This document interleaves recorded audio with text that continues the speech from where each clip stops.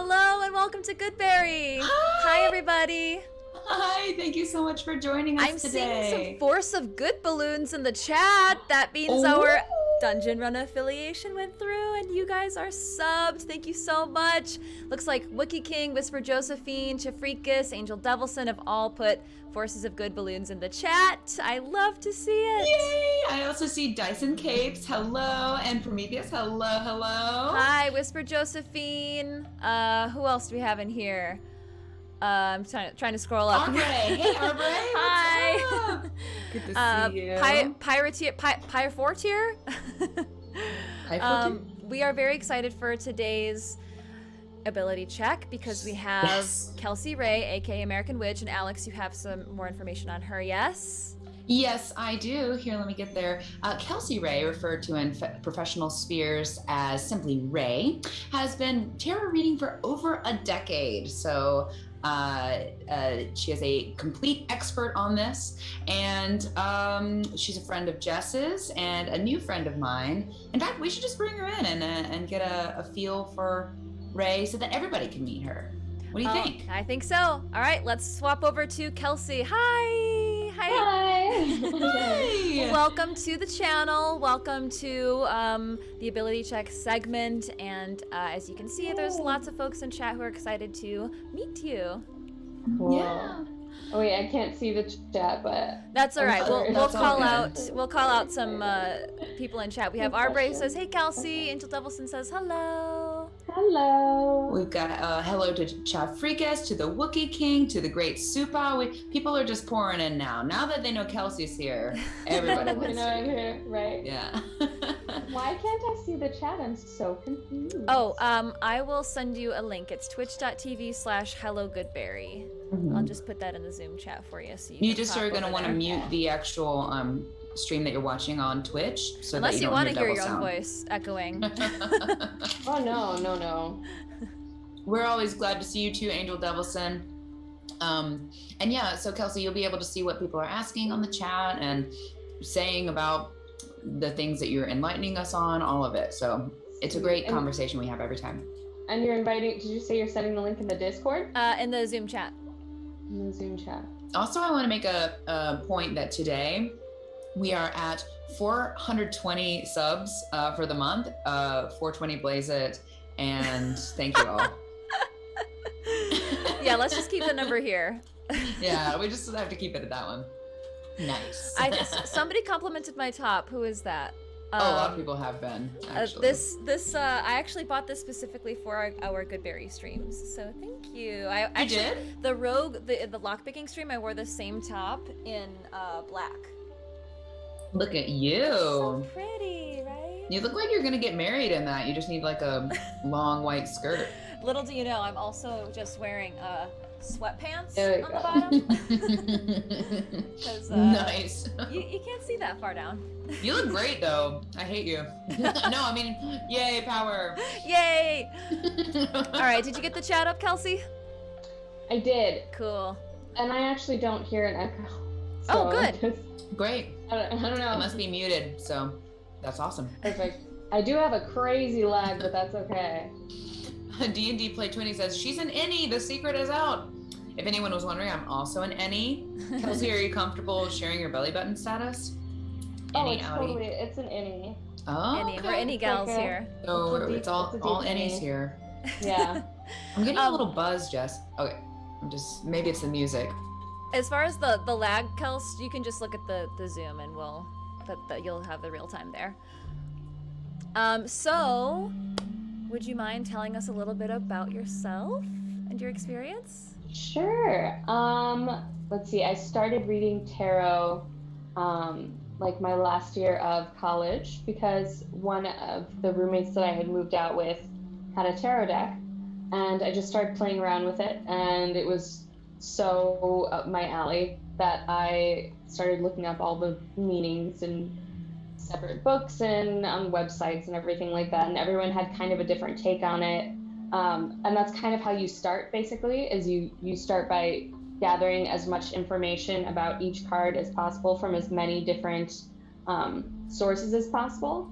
And then you kind of start to draw the themes out, because sometimes there'll be sort of, you're like, wait a second, this says something completely different than this, so this must all be bullshit. Or these three things sound completely different and blah, blah, blah, blah. But then the more you start to,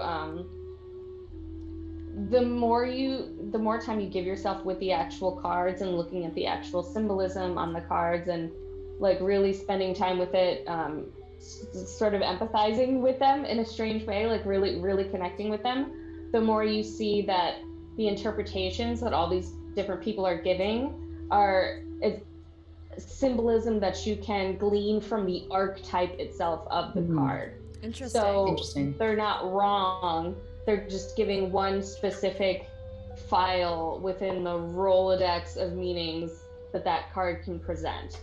And the way that you figure out what meaning it has in that specific spread, it kind of has there are a lot of different things that it kind of has to do with. So there's like a through line that you are able to draw once you've kind of done all this research. You can go, oh, that makes sense why this would say this thing and this thing. They don't necessarily have to conflict. There's some kind of through line that connects them. Yeah, it's just a big archetype. It's like, you know, I mean, do you guys know what archetypes are? Should I explain archetypes for everybody just in case? Yeah, actually, I'm gonna go grab my deck really quick before you explain so I can kind of follow along. 1 second. Oh, I don't have a deck, darn. I have cards, like playing cards. Playing cards are the minor arcana, but but they don't have the images on them, so it might. Interesting, cool. Yeah. So this is what I have. This deck. It was the Rider-Waite deck. Yeah, given that's to my me. favorite. I love that yours has the Magician right there, and mine for some reason has the Two of Cups right in here, which is very significantly is super significant. If these two if this is representing the two of you, it can mean romantic partnership, but it also means like a perfectly matched business partnership. Ooh, hey! Okay. Yeah. And you having the Magician on yours is being able to having all of the skills and all of the qualities to manifest whatever it is that you're trying to bring into the physical world. So yes, that's crazy. Amazing. I do have a question kind of regarding the deck. So I've heard that you shouldn't buy decks, or you shouldn't be, there's like some rules surrounding how you acquire that you have your to be decks? given a deck? Something like that, yeah. That's just kind of one of those things where people are like, no, you've got to be part of a club in order to, you know, do this. They're like, no, you have to be in a coven to be a witch, and you know, gatekeeping, blah, blah, or even to, you know, those. Yeah, exactly. But it's really not like that. You can buy your own deck. I would say it would be particularly significant if someone were to give you a deck. So this was given to me. Yes. Okay, well then it means that there's something about either that specific deck or about the tarot in general that wants to connect with you. Ooh. And that person could feel it, you know. You can feel yourself connected to the tarot and then get a deck. Or she is very connected in this way, and I think she has several decks herself. It's not Elena, it's somebody else. I was just gonna ask. No. Elena has a couple amazing decks, and this was given to me, I think in 2016, maybe 2015, and I've had it on a shelf ever since. I think this is the first time I've taken it out in 5 years. Ooh. Or more. That's interesting. Yeah. What a great time to take it out, though. This is perfect. It's perfect. They did look they looked very clean and shiny. Let me see what size those are. They're Can you pretty. Compare it to your hand. They're pretty sticky too. These cards. They're not very slick. Are they about the same size? I think I guess so. they are the same size. They looked like the really large ones, and I was like, those would be so hard to overhand shuffle. Yeah, for sure. Kelsey, I am interested in what you were saying about archetypes. Would you like to kind of go into that, extrapolate a bit? Sure. So when it comes to archetypes, it's like referencing ancient characters, basically, that are built into the like primal source code of all of our beings. Like the mother is an archetype. You know what I mean? Yeah. Like the nurturer, the helper, the mentor, the fool, the child, so there's all these different, and then there's all these different universal experiences that everybody has, and different, how do I say it? The same experiences and sort of similar feelings about those things, and cliches are made fun of pretty often, but they're cliches for a reason. So we go through similar sorts of things and glean this knowledge at the end of it. Like, a cliche is only a cliche until you experience it, and you're like, oh shit. Yeah. I'm sorry, can I say shit on Yes, absolutely, you can swear. yeah. Yes, Okay, we have a warning before anyone logs onto our channel that says this is a channel where we use profanity, so. Okay, perfect. Yeah. Very good. Where did my mind just go? Well, the Aurora. it's Archetypes interesting. relating Archetypes, to yeah. different people, and the mother, the Oh, jester. yes. And so those experiences and those situations that you find yourself in, the tarot can reference and point to all of them, and it can sort of pull those situations out of you, like the things that you don't necessarily know are going on, but then you see it and you're like, oh no, that's exactly what I'm doing. Makes you aware. Exactly. I want to take a quick moment, to thank Witch Girl for a rating with a party. Hi. Bye. Hi, everybody. Thank you so much. We are talking Hello. with Kelsey Rae about tarot and about divination. Yeah, we hope you had a great stream and that you'll enjoy.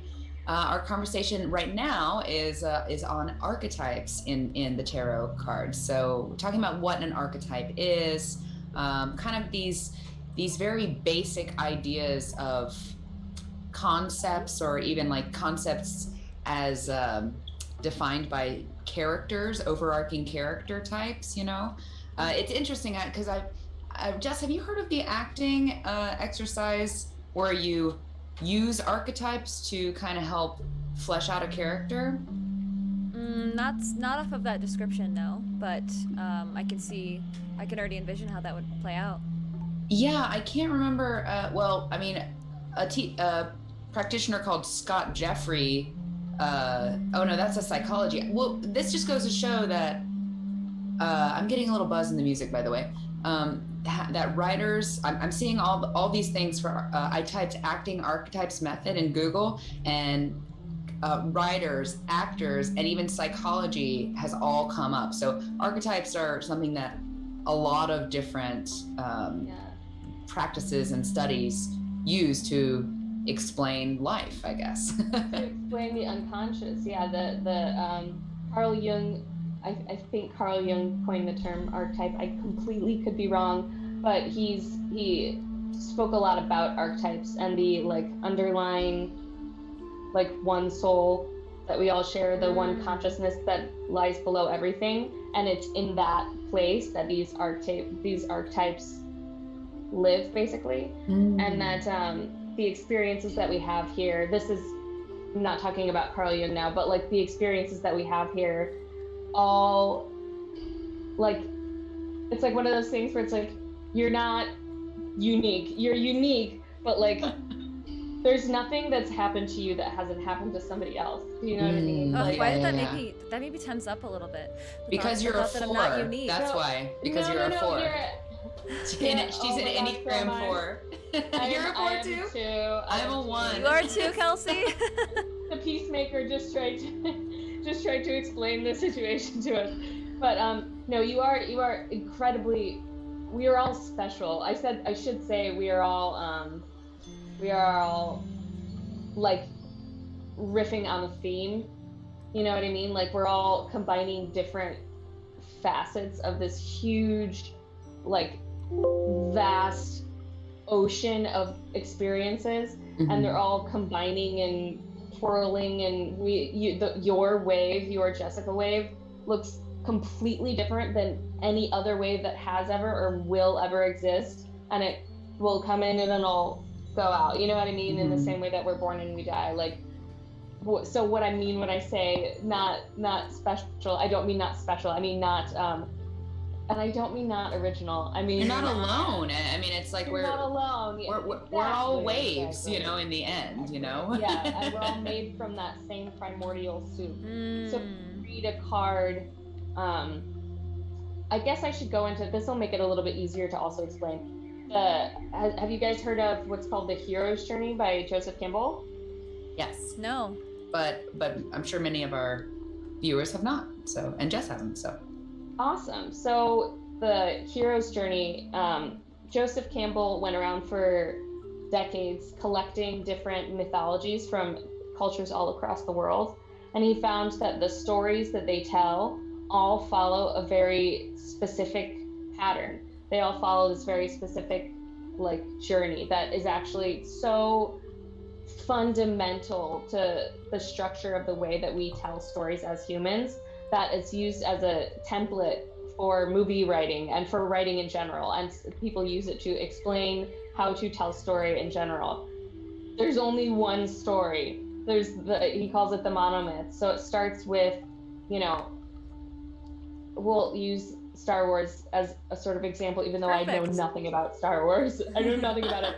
But like Luke is in a situation, and then there's some sort of trigger that's the call to action that he has to leave this like status quo that he's in, and he chooses to go on the journey, and all these things happen all the way along the way, and you know, fortunes shift up, they shift down, they go through all of these trials and tribulations, and then they come out the other side of those of that suffering, having known something different, having gained whoa, that buzz. Oh, you're getting the buzz too.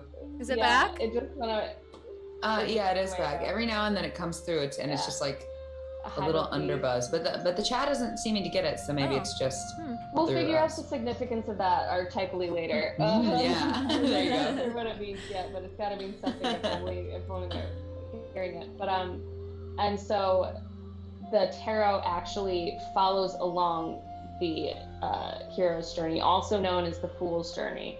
The Fool is the first card of the major arcana and the first card of the tarot in general. Card 0. It's significantly called 0 and not 1 because it is both the beginning and the end, which is also significant because in the I Ching, the 63rd and the 64th hexagram, the 63rd is truth. It's like enlightenment, seeing everything for what it is, and it's like the end. And then 64 is the beginning. It's all of a sudden back to the you know nothing, you know what I mean? Like reaching the next level and then you know nothing. And so the Fool is on this constant sort of reincarnative journey. Reincarnative? I don't know. I don't even know if that sounds right. Sounds good. But yeah, but so he's following this big circle, the 0, right? Wow. And follows the steps through. The minor arcana is the smaller sort of aspects of the story.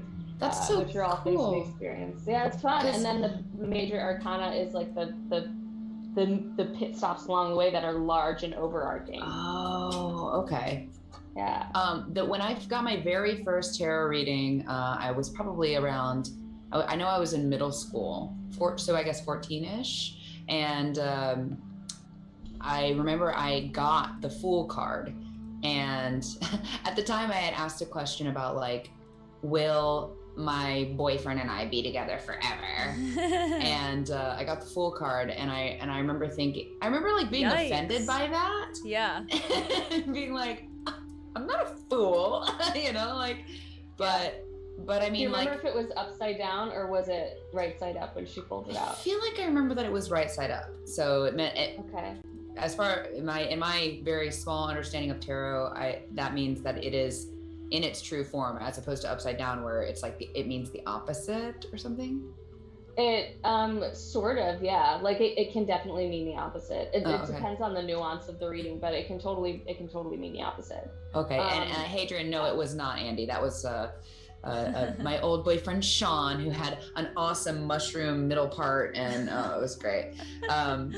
But yeah, I think, I don't know, just thinking about the significance of that in my life as a whole, like I was kind of starting my journey as in romance, you know, that was my first real boyfriend, you know, and I've never heard the Fool compared to the writer's journey, or you know, the character arc before, and that the beginning and the end. It just makes a lot of sense. I'm like, oh my god, that was the beginning of my journey. Wow. So cool. And it's the Fool is or the Jester, the archetype of the Jester, the sacred Fool is protected by the universe, just like the naive tend to be protected by the universe, or the people that are the most seemingly clueless, or that just have so much beautifully naive faith that everything is going to work out the way that they want it to, that somehow it just works out the way they want it to. that is the Fool. Wow. And I really did at that time too. Like that makes a lot of sense. You know, one thing that I love about I get a little skeptical when it comes to woo-woo stuff as well, but what we have a command for that. Yeah. But what I love about tarot readings, the few that I have gotten, is that it is up for interpretation. It's not like you're saying this is your future, and I'm like a fortune telling. Feels like this is somebody who's telling you what will happen, and tarot is more symbolic. It's like, let's look at what's going on in your life, and let's analyze it. And think about it. It's more of a tool. Absolutely. And if anyone tries to say that anything is set in stone, it's not, because really what it's doing is it's giving you an energetic imprint of what your sort of archetypal weather looks like, what your life weather looks like right now. I love that. That's analogy. a great way to put it. Yeah, because I remember before I had like kind of dabbled in any of this stuff, I was really afraid of being told that something bad would happen, and then I would have no control over it, and I would just be like stuck in this fate, or even that something good would happen and then it wouldn't really happen, and then I'd be disappointed or something. But the more that I've kind of stuck my toe in this world, the more I feel like it's not that. It's more of a like you said, an indication of the weather of your life. And it tells you things you already kind of know, or it reminds you of things that maybe you haven't thought of in a while, but that you needed to be reminded of, you know? But that deep down. Things that you needed clarified, where you were like, oh my god, I am doing that. How do I stop doing that? And then you pull more cards that clarify, like, these are the behaviors. This is why you're doing this. This is the sort of thing you can practice in order to get out of that, because this sort of thinking can lead to this. And if you show temperance, it can get to this and blah, blah, blah. Yeah, so it just shows the weather. And then the major arcana is like the big storms that come in, where you're like, okay, this is a big overarching like theme present in your life right now, and like no weather has to be bad. You know, you can even a tornado doesn't have to be bad, you know, if you have the right equipment. If you have the right equipment, if you're prepared for something mentally. And even tornado isn't the right word because it sounds destructive, and there's nothing destructive in the tarot. But it just means big, like a big theme, something that's gonna like, it's like it changes the color of the sunglasses that you're wearing. So everything else, all the little minor arcana and everything in your life going on for whatever specific period of time that is tinted by that major arcana card. One thing that you said when we were chatting earlier, that I would love to talk more about, is how when you do readings, the other person has to be open energetically. And I think the reason that I've only had readings done by, once in a while, by close friends, a couple by Elena, who's our mutual friend. A couple people in chat know Elena too, from my older streams. And I didn't connect with them. I didn't they didn't feel true to me, and I think that could be because I was very skeptical and I wasn't open energetically. So I don't know how somebody would have been able to take cards and kind of help me see what was going on. There's also a need for, okay, I'm about to get real woo-woo for a second. Let's do it. Here we go. Locked and loaded.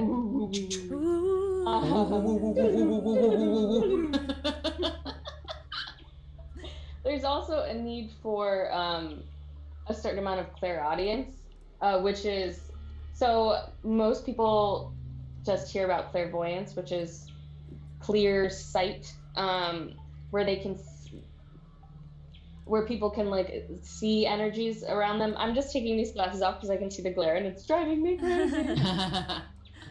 Okay, so clairvoyance is what clear sight, where people can see things like, you know, like you see it on ghost shows where a clairvoyant will come in and they'll be like, oh, I see this, I see that. I'm not trying to disparage that in any way, because clairvoyance is real. I don't know about the ghost shows, but like the clairvoyance is real. But then there's also claircognizance, clairaudience, clairsentience. Wow. I had no idea that these things existed. Yeah. Are those are all different than what you just described? Yes. Can you briefly tell us what the differences are? Just because that's fascinating in its own. I don't want to derail you too much, but this just feels like a web of knowledge. I could also like just Google definitions of them if you like, and while you continue on what you were saying. Oh, it ties right in. Okay, cool. Great. It ties right in. Claircognizance is clear knowing. So it's like if you ever, for some reason, and I'm sure it happens to everyone sometimes, but for people that it happens to a lot, it's that all of a sudden knowing that something is true, even though there's no reason for you to be able to know that. Or if someone, or like knowing the outcome of something, or of that one's so difficult to because it's such an overarching thing. Yeah. I guess clear knowing is the easiest way for me to describe that one. And then clairaudience is being able to hear, like when someone's talking, or hear through words going on and you're going through your brain as you're digesting something, being able to hear the truth energetically, and then kind of like being open to it, like being ready for it. Yes, you're listening to what the person is saying and you're hearing what they're saying. Do you know what I mean? Yeah. Okay. So you're like a human lie detector? Sort of, yeah. Sort of, like very empathetic sort of, you know. And then actually clairsentience is a little bit closer to empathy than clairaudience, but clairsentience is called clear feeling. So a lot of times people describe having a feeling about something, having an intuition about something, and someone who's clairsentient has a very, very clear, repeatable, active ability to feel the truth in situations or from people. Okay, so there's a feeling, a hearing, and a knowing. A feeling, hearing, knowing, seeing, yeah. And seeing. Like I have some of those. I don't know. Like I've never considered myself clairvoyant, but like some of the things that you said, I'm like, oh yeah, I do that. I got that. You know? Yeah, totally. I had no idea that there were 4 of them for like a long time, even until up until like recently, like within the past couple of years. I was like, wait, there's a whole other aspect to this, and then it made so much sense. I was like, whoa, claircognizance is a thing, clairaudience is a thing. And it takes a certain level of clairaudience and claircognizance. You don't necessarily have to have both of those things. Actually, any combination of 2 or more of those things are really helpful. It's also really helpful not to read people that you know too well, because then you can. If you're not a clean filter, then the message coming out of you is going to be a projection of what you believe or think or see about the person. Totally. And it's possible to read your friends. It's totally possible to read your friends. You just have to be able to purely like absorb the information that you're receiving from the tarot cards, and then channel it basically without going, oh, I think this is about this person, or I think this is about this person, or I think this is about this person. It's very much so like okay, here's the information, and I'm not going to relate it to any one person. I'm just going to state the facts of the reading. I think that would be really difficult. Yeah, I think you have to get used to it. I'm not always 100% great at it. If I know someone's going through something, like if I know that intimately well, like what it is that they're going through, then it can be more difficult for me not to be like, bitch, you need to dump his ass. Dump him. Dump him. The cards are saying dump him.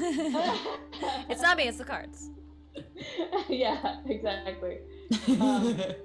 I would never be that blunt with anybody, because who am I to say any of that unless obviously, someone's being beaten. But yeah, there's definitely cards that can show, dishonesty or it doesn't even have to be dishonesty. It can be hiding something, and that doesn't have to mean it's a bad thing. It means that there's something that's being held back.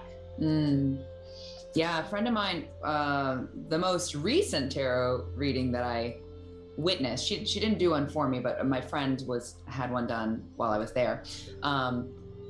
She had just gotten out of a relationship, and it was all kind of like, I feel like so much of it is up to your own interpretation of the cards, and like that's why so much of it is reflecting, I think, back where you already are, like your weather, the things that you kind of know.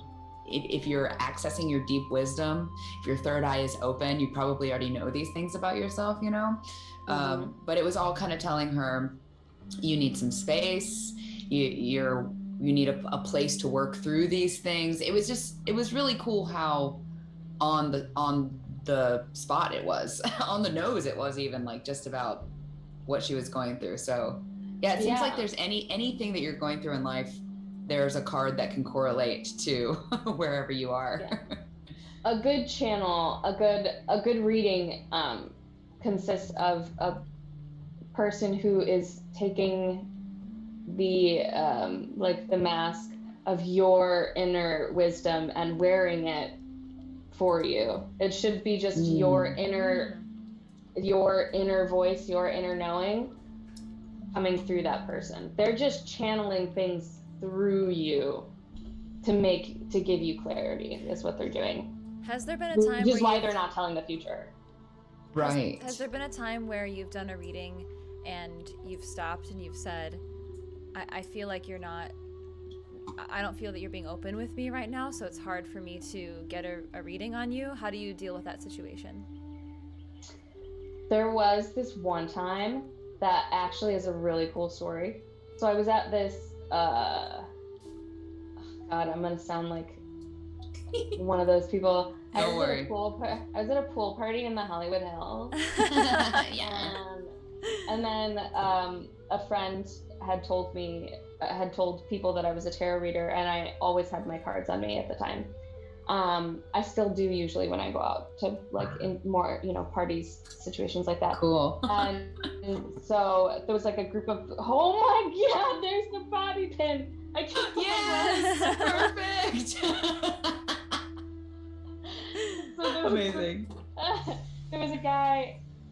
There was a group of guys that I'm a little bit judgy of, just because I was like, okay, well, they're very bro-y, they've got a football, they're throwing it around, they're not really being mindful of their bodies moving through space and that other bodies are around them.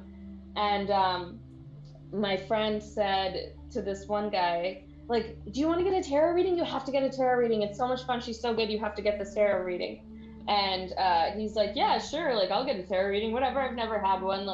I don't know if I really believe in this stuff, but I'll get one. And I was like, okay. And he sat down, and I could tell energetically that he was open. that he was open to hearing what it was that I had to say, that he was interested. Very cool. So there was something going on in his life that made him sit down in the seat instead of continuing to sort of be belligerent with his friends. And his friends kept coming over as I was shuffling and just talking to him. I was like, don't tell me anything about what's going on in your life. Blah, blah, blah, blah, blah.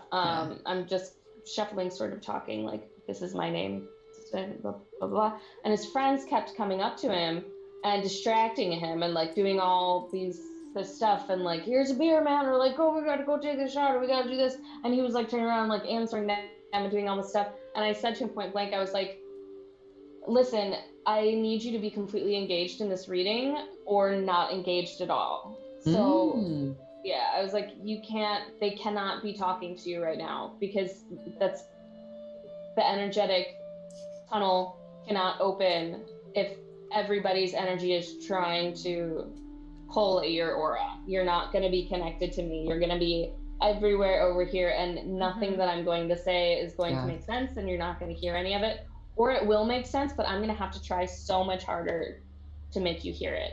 And then I gave him a reading, and he was very blank-faced the whole time. Did he change his kind of way of doing things? He changed his behavior. Oh, okay. He said to the guys, like, hey guys, I'm busy right now. Like, can you leave me alone for a little bit? Nice, okay. And so then I did the reading. He was very blank-faced the whole time. And I finished, and he said,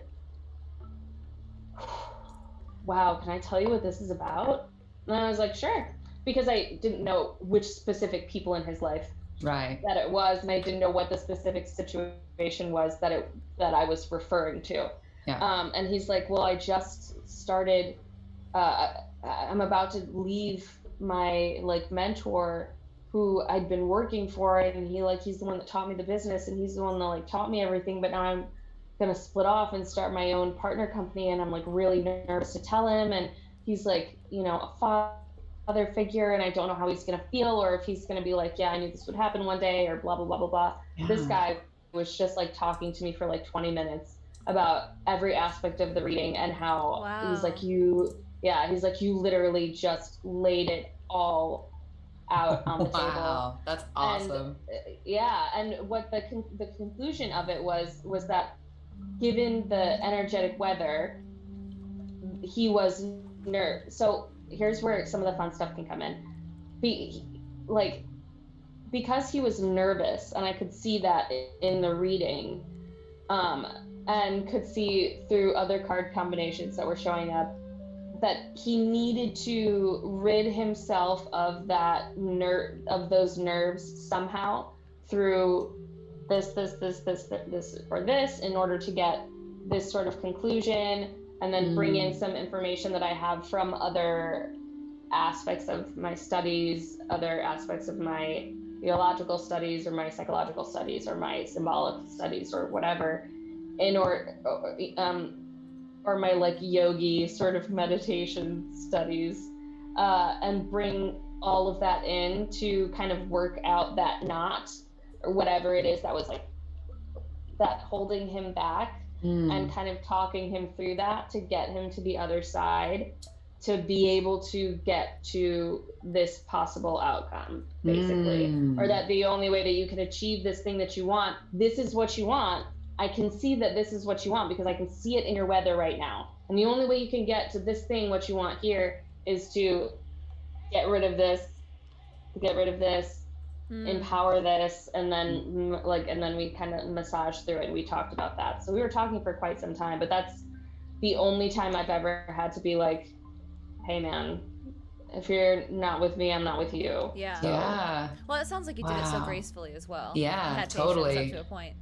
And that he was open to it as well, you know, and it was so smart of you too, because otherwise it's like, what are you doing? It's a waste of your time. It's a waste of his time. He should just go be having fun with his friends if he wants to do that. Exactly. But it's disrespectful to a reader, because then it becomes a party trick. You know what I mean? That's true. And if people treat a tarot reader like a party trick, then you're dirtying the tarot reader's filter, and one with a lot of self-respect isn't going to let you do that. So yeah, Yeah. Well, I did have another question about your process, and I'm wondering, how does it work when you do readings for yourself or when you use your divination tools for yourself? So that one, a lot of people say that you shouldn't read yourself, and I can understand why they say that. And sometimes I think that you shouldn't, depending on what kind of a mood you're in. You might be looking for specific answers, obviously. Just like reading a close friend, you might have exactly in your mind what's going on. Exactly. But what's positive about that is, even if you have enough clarity and if you can detach yourself and remove yourself enough from whatever situation in your life is going on that's making you want to interpret these cards this way, you know that you're also capable of flipping through that Rolodex in your mind, because the cards came out the way that they came out, right? So it's also possible to flip through that Rolodex and go, or this means this, and then all of these puzzle pieces sort of fit together differently. And it doesn't mean that what I want is wrong. It doesn't mean that what I want I can't have. And it doesn't mean that the spread that I originally laid out, that I interpreted this way, that I can't have that. But first I have to recognize the truth of the situation. I have to read this interpretation of this reading in order to achieve the version of the reading that I was inventing in my mind. So there's layers. There's so many layers. And do you read for your own benefit? I do, especially when I start having questions about like what is going, just like confusion, like what is going on right now, like why is everything fuzzy, where is this going? I read a lot in terms of understanding situations with people. A lot of the time I'm doing it in terms of like career questions and mental health questions and things like that. I do read for myself pretty often. I do like to see, what my weather looks like, so I have more control over it. Yeah. And also because it gives you a boost when you see like, oh, this is totally in my weather and is completely within my reach right now. So let's recognize that instead of blowing by that. And oh, this other card right here, I see why I'm not able to access this right now, because I'm stuck here. When this is in my weather, let's get rid of this so I can access this part of my weather, because this is the thing that I want. I want this thing. Let's get rid of this thing. So yeah, I read for myself a lot. And sometimes I read when I need just help with stories, with writing. I'll literally sit there sometimes and just shuffle and let the cards pop out and tell my mind, talk the story, whatever the story is that I'm writing, I'll talk through my mind the situation with those characters in it. Like, oh, okay, I'll go like, where is this going? I'm so stuck right here. Where is this going? And then I'll do like a little spread, and it gives me a journey usually. And I can look at those. That's super cool. Yeah. That's it's fun. really I can look cool. at them and go, oh, okay, I see. That's where, this control. Oh yeah, it needs that. Oh, perfect. Okay, I got it. And then, yeah. It just occurred to me it'd be cool to, because I'm currently in the process of planning a D&D game for Hello Goodberry that we'll be playing regularly, and I'm going to be DMing it. So I'm like, that would be really fun to create a storyline from a tarot reading. Well, we actually just got a comment from Paleo Gaming saying Mage the Awakening has a supplement book called the Supernal Tarot, which includes rules on how to build characters using a tarot reading. Whoa, cool. That's very cool. Wow. What does you've got mean? every archetype in there. So I guess we should Google supernal. I don't know. Supernatural, the root of supernatural. Relating to the sky or the heavens, celestial. Ooh, cool. Okay. Very cool. I was gonna ask, are there any big life events that have occurred because you took the time to do a reading that you would not have approached otherwise, or anything significant like that? Oh, totally. Yeah. Oh yeah, for sure. There are things. Or things you might have, you feel like you did miss because you weren't in a place where you were doing your readings?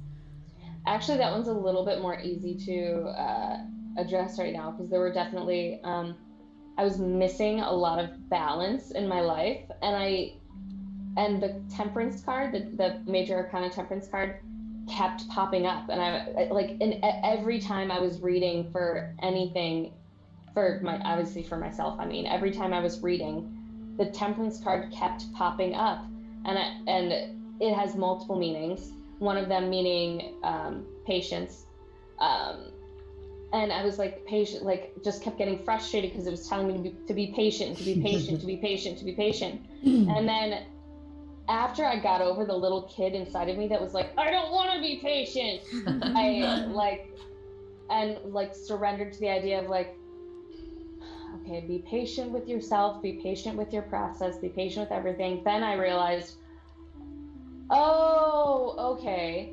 Now the deeper meaning, now that I've gotten past that hurdle, what temperance is trying to tell me is another part of that archetype that I'm now sinking into is you need to realign these aspects of your routine, or you're not taking care of your body the same way that you're taking care of your mind, or you're not taking care of your spirit the same way you're taking care of your body, or you're not, something's out of whack. You don't have balance. You need to schedule yourself in order to be successful. And that patience is not necessarily be patient with things to work out, like be patient, things will work out eventually sort of thing. It's a be patient with yourself. Be patient with the process of realizing what works best for you. And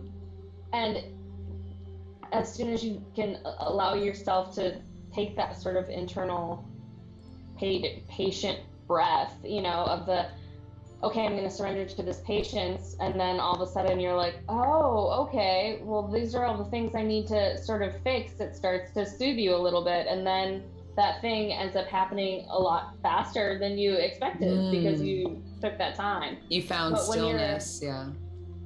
But when you're fighting the patience and you're fighting it, no, I don't want to be patient, I want it now. As long as you're fighting it, it's gonna stay. What's that phrase? Go with the flow, man. No. There's another Very one. divine, Alex. Thank you, yeah. So that was really yeah, good. dude. Go with the flow. Go with the flow.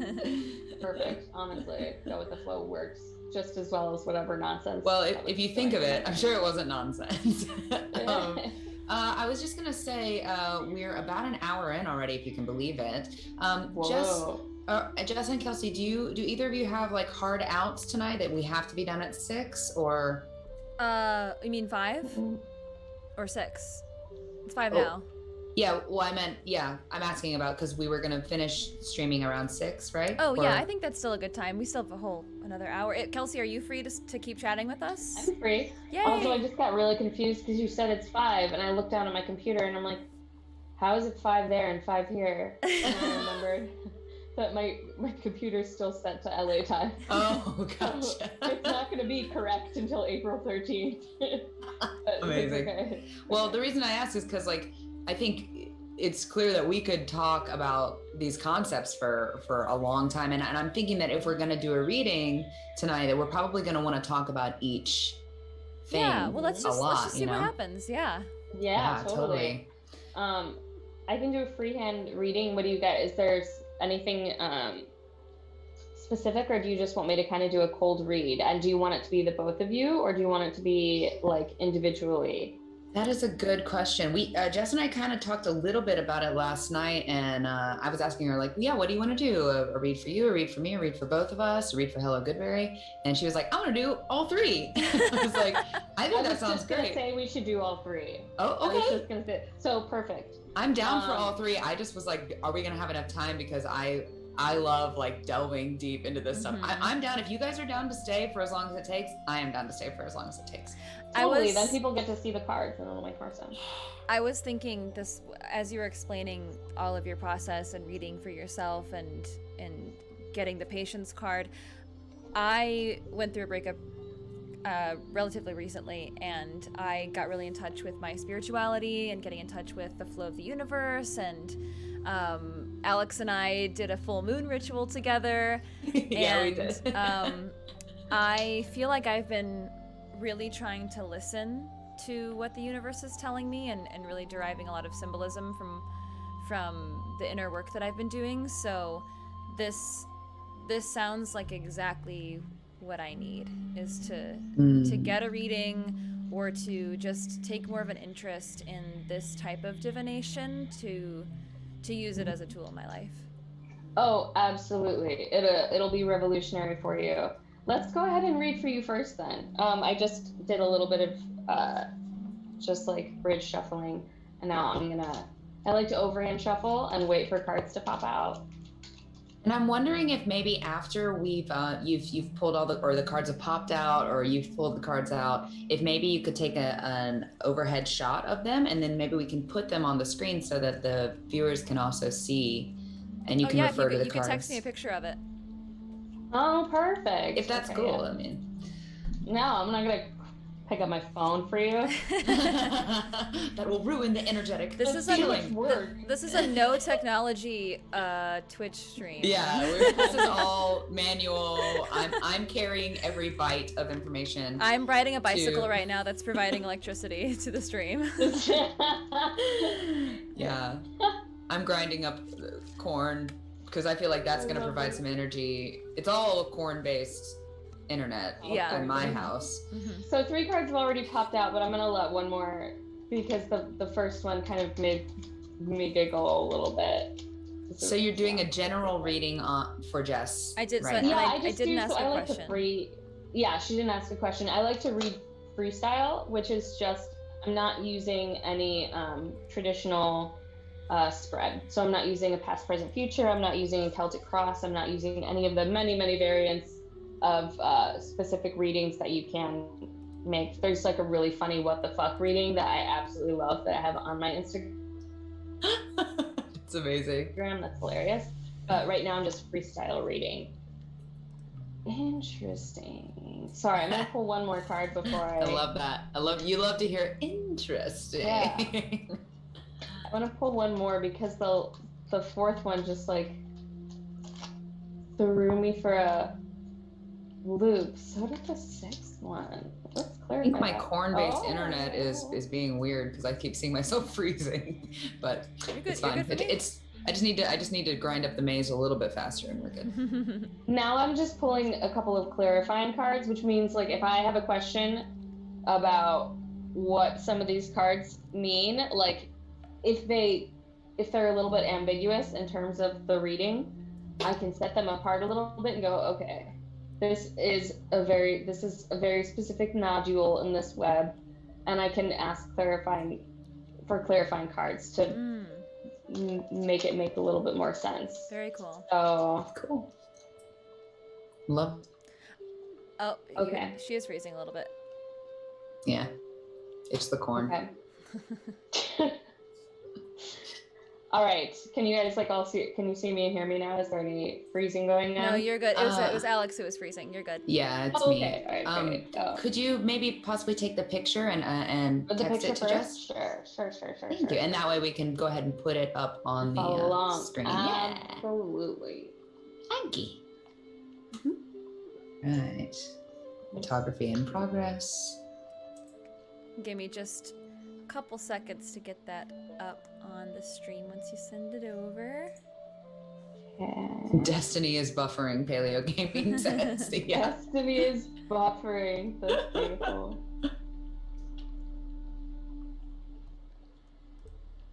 Whoa, I was just trying to use letters to send you this photograph. Whoa. That's not how text messages work. Okay, I sent you the photo, and it should have just gone through. Got it, yes. Okay, sweet. Okay. Myself. And we'll go through this one by one. It should be exciting. Yay! I'm so excited. I'm nervous actually. I wanted to share that for some reason I got a little nervous. I got a little bit of sweaty palms. I don't know why. I think it's because, I mean, maybe I should have shared this before, maybe it doesn't matter, but I feel very strongly that I am in a transition period in my life right now, and I don't know what that looks like. I don't know where I'm headed in it, and I'm actually getting a little emotional just thinking about it. It's scary for me to not know, because I've always been very future driven and had everything together, type A, and now I don't have everything together, not even close, and for some reason I'm comfortable with it, and that makes me uncomfortable. I don't know. So obviously there's a lot going on in my brain, and well, you just did a lot of the reading yourself just now, but there's so much more to it. Yay! Oh my gosh, it's so big. Okay. It's a very high quality picture. Okay, awesome. Oh so, let's start with that 3 of Wands that I just pulled out. So what I'm getting from this right now is that you have started a venture. You've already started a new journey, one that you had originally planned out. You were sort of looking around. The 2 of Wands is someone looking at a globe. So you were sort of planning out the stages of this next move, not necessarily even move, but planning the steps of the next move. And what this is telling you is that you have more capabilities than you even need or are capable or are you have more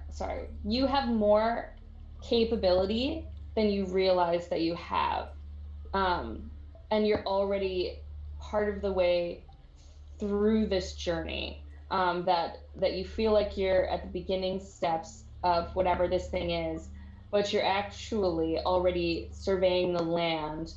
And that's the 3 of Wands that you're getting this from, is that right? That's just, so you're already surveying the land, but we got the Temperance card as well, my favorite, of being patient with yourself and finding balance. Finding balance. And it sounds like what you're doing right now is you're delving into yourself. You're feeling kind of lost. You're feeling a little bit confused. And right now what you need is to be gentle with yourself and to be nurturing and to find a routine, or if you have a very strict routine, to let go of the routine completely and just let your Shakti energy flow all over the place. Just be nice and loose. Go to the things that feel, if you have the luxury of not having to be working like 12 hours a day or something like that, like if you have a significant amount of time to be doing things, just wake up and let yourself do the first thing that feels good. But like, it doesn't matter. Don't let your mind say you should do this first, or you need to do this, or don't forget to do this. Just go, what do I really feel like doing right now? I kind of feel like doing this. I'm going to do that. Or just get up and let yourself get drawn to something pretty and shiny, or to whatever it is that maybe you're like, I really, really want to have my coffee right now before I do this thing, and I usually don't do that. Or I want to try a different creamer, or what, or you know what? I really want to look at a new multivitamin, or I really want to look at new vitamins and blah blah blah, or into this. And that's a lot of sort of body stuff that I think I went into there for a little bit. But like, let yourself be attracted to the things around you again.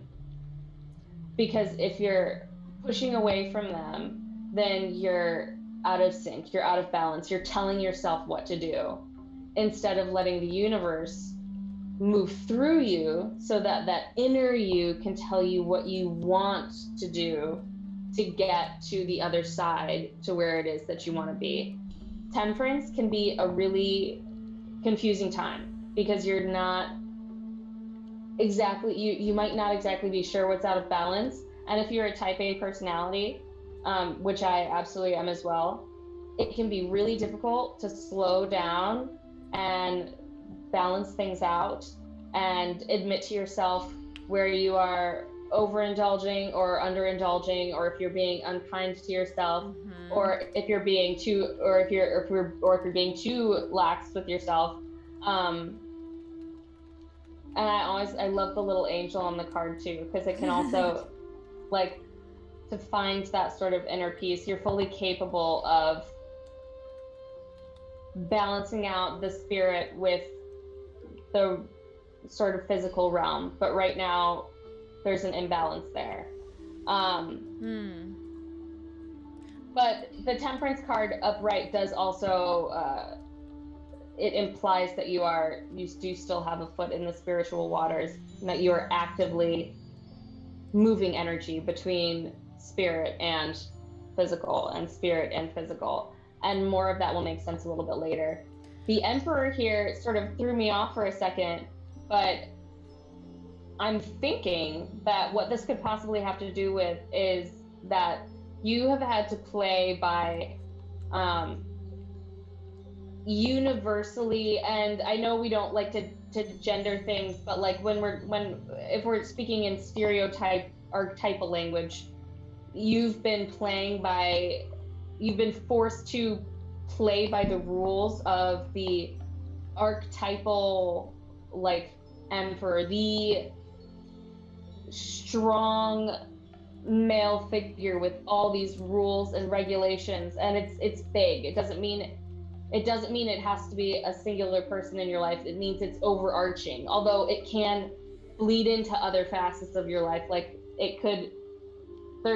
you could latch onto a person, or onto a project, or onto a whatever that is feeding off of this archetype. But the major archetype is that the tint of those sunglasses is that you've been being forced, or feeling like you're forced to live in this masculine world that is making certain rules for you, and that you have to follow this specific hierarchy, and you have to take this step, and then you take this step, and then you take this step, and you've sort of accepted that hierarchy because it has worked for people. It does work for people. It's not that hierarchy doesn't exist, but that you need to flip the framing and think more of cosmically fathering yourself. So giving to yourself the things, that one's a little bit more difficult, because I sometimes struggle with my masculine energies as well, but it's more of a tapping into the father energies within you, that strong male, stereotypically, that dominating and yet still and knowing and protective sort of qualities. You have to embody that a bit more. And then what's feeling like those hard, rigid sort of rules with that hierarchy will then level itself with you. That card, however, might start to make more sense when we go into this other part, because after that card popped out, I got kind of confused, so I kept going. And then the King of Pentacles came out, which was like, okay, that speaks to me of someone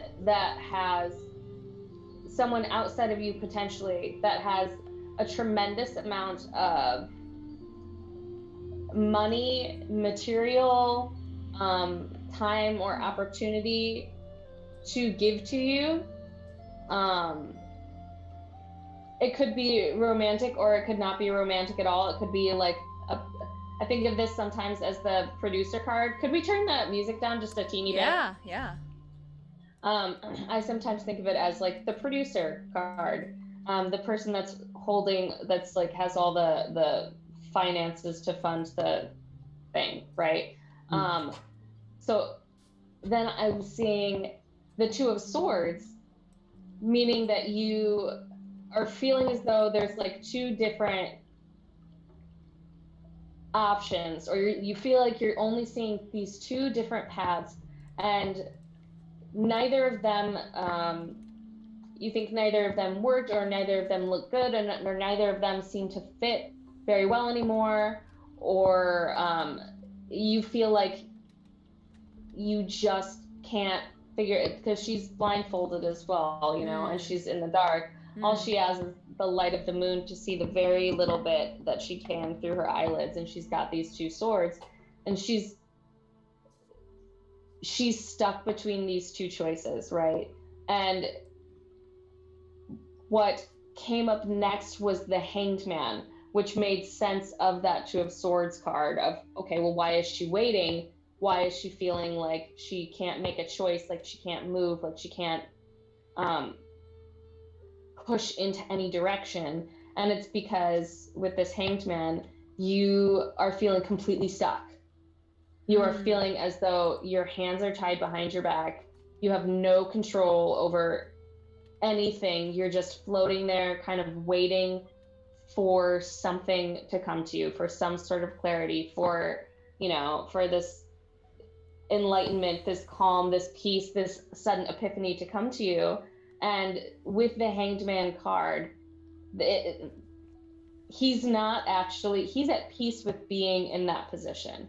So as much as seeing something like that is like, that feeling of stuckness, there is a downtime that you're experiencing right now that is very purposeful, because you're going to get clarity from that stillness. And the way that you're going to gain that clarity is through this High Priestess energy, which is entering more into your spiritual life and into your spiritual self, going more into the divinatory arts, exploring more of those archetypes within yourself and for yourself, because that is how you can figure out what this next step is, or that is how you're going to be presented with the next opportunity by this person that has a lot of opportunities to present to you. Ooh. So yeah, so there is within your cosmic weather, there is an energy present that will be there. I'm not saying like you're going to lose an opportunity, because you're not. You're the Hanged Man right now. You're not going to lose the opportunity. You're being asked to wait for the opportunity.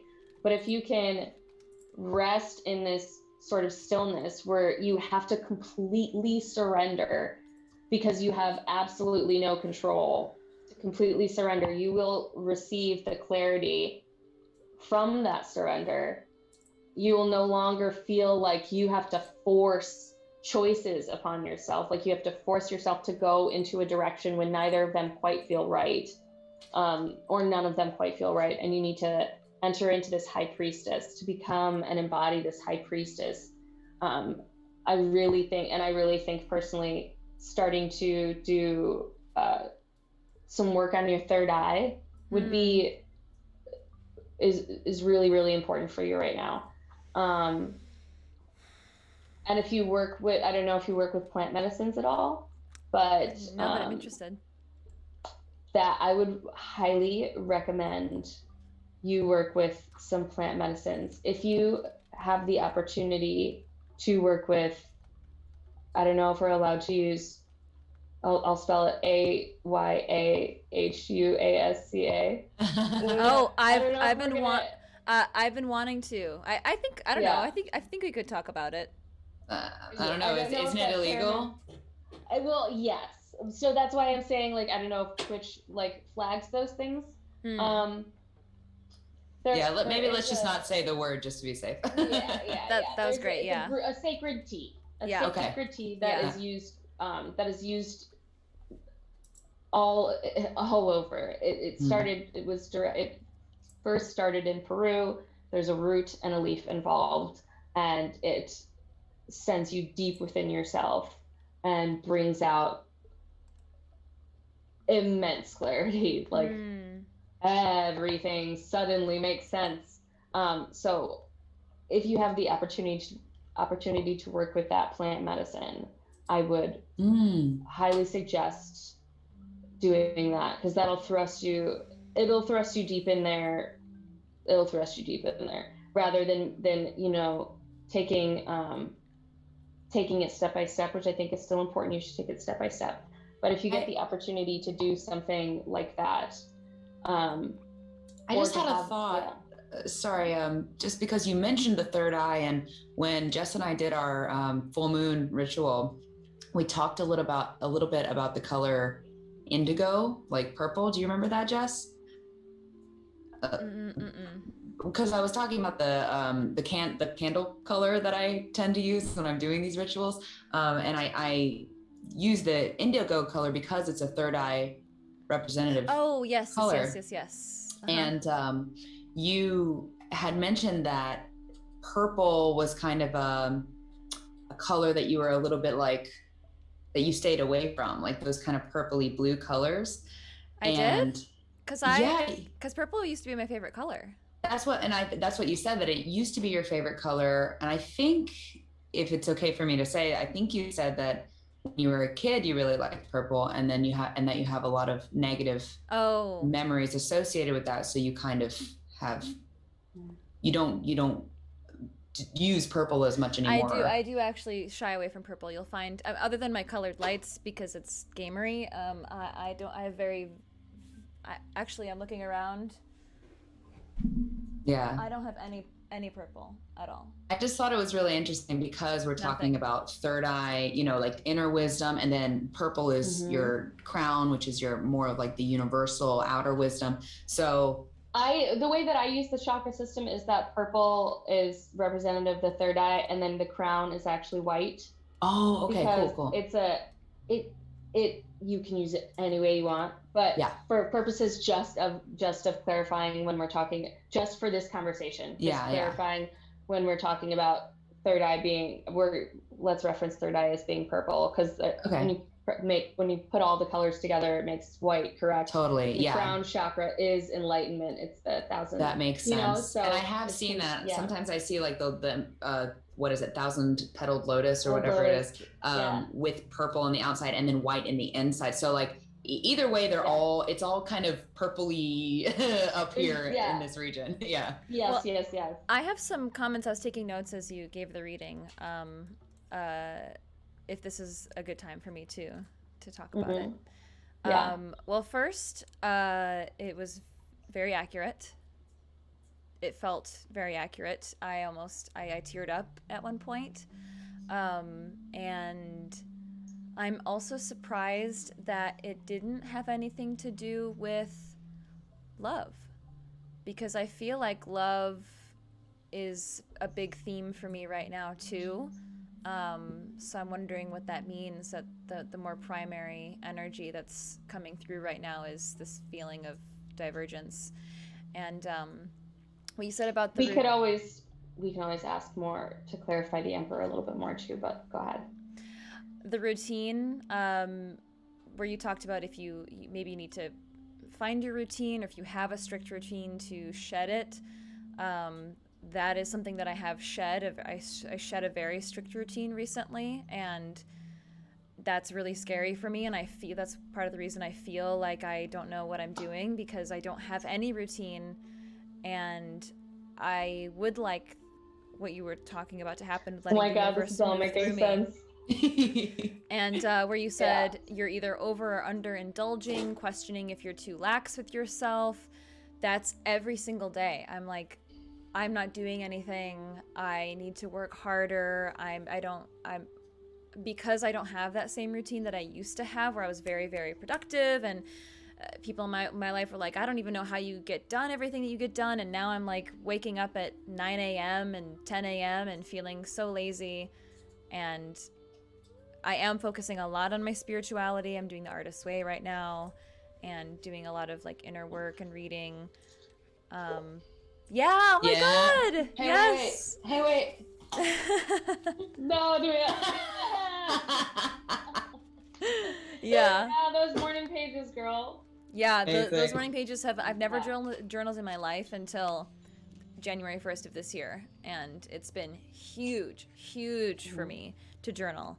The part I think where I teared up was when you started to describe playing by the male figure rules and living in a masculine world, because I came from an office environment, and now I'm very much living this like freelance creative lifestyle where I'm starting to find that I can make a living doing these various things and getting more comfortable with that, and the Artist's Way is teaching me that I do deserve that, and art is not just for people who have extra time and money on their hands. It is something that is worthy of a vocation.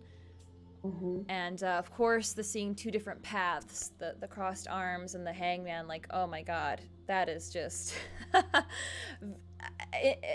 indescribably spot on. I feel like I'm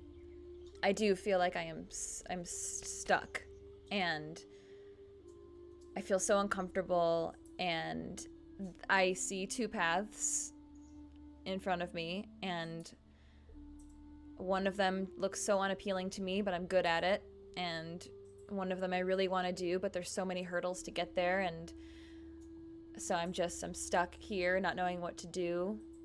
And that kind of goes back to the first thing that you said, which is I just lost it. Something about being stuck where you are. I don't remember, but the Hanged Man, feeling as though you can't move, waiting for that clarity, that enlightenment. Yeah, waiting for the clarity and the enlightenment. I'm definitely, but I'm also very comfortable here. I make a list of what it will take to move past this, and I don't do it, because if I don't ever look at my responsibilities, then I never have to move on, and I never have to get uncomfortable again, because I know that it takes being uncomfortable and working really hard to make change. But first, Jessica, I can tell you right now for sure, from the clairaudience of hearing what you're saying and from seeing this spread, you need to be comfortable before you do the uncomfortable thing again. Because the path that you want, that feels like there's a lot of hurdles, is the path that you are being called to take, because whatever your heart is drawing you towards is what the universe is trying to draw you towards. Yeah. But if you're used to making sacrifices and scheduling yourself crazy and exhausting yourself, and that's putting yourself in discomfort, right? And so you're imagining this new path as being uncomfortable because you've put yourself into so much discomfort. Wow. Before. This is blowing my mind. I'm sorry. Just like having 3 type A people here in this chat, and like, right? Because it's totally true that the general, I think Jess, I think you and I are both like this. We're like, okay, I'll fight as hard as I have to fight. What do you want me to lift? I'll do it. Like, what, exactly. I will break through this rock. You tell me I can't. I dare you. And that's just basically saying the exact opposite. I get it. I totally get it. I am so that person, which is why temperance kept showing up for me. Yep. But the fact that let me tell you something really fun about purple that I actually realized because of my other friend, Jessica. I realized it through watching her and her wanting so desperately to connect with her third eye, and me watching her through these situations. And the thing about your third eye is, if you are constantly tamping down your intuition and saying, no, that's not true, or no, I'm not going to do that thing, or you get that little feeling in your gut and you just push it down, or you feel like, oh, maybe I'll go this way today, but you say, no, I have to do this, then you're slowing down your third eye, because you're saying, I'm not listening. Yeah. And so the more you push against your intuition, the more your intuition says, well, I'm still here, but you're not listening, so my muscles are kind of atrophying a little bit. But you know, like they'll be really, really super strong again as soon as you open the door. Like, but like you've got to start listening to me. And in order to start listening to your intuition, you have to get comfortable. Yeah. And you have to I'm embrace. Not comfortable yet. Yeah, you're not comfortable yet. You have to get comfortable. You have to stop thinking, or you have to stop thinking that there must be discomfort in order to have that thing that you want. And you must stop putting yourself into discomfort in order to either get that thing, and you need to stop putting yourself into discomfort by telling yourself that you're being lazy, or that you're not doing enough yet, or that you're not whatever. There's something called divine laziness, right? And you have to let your Shakti flow.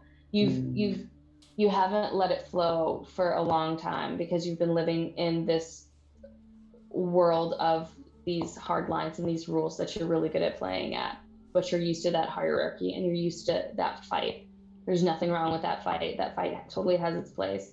But right now, you're feeling that confusion, you're feeling that stuckness because you need to get comfortable first. And then those hurdles and those steps and those things won't feel so daunting. The question is how, really? How do I get comfortable with this? I don't know.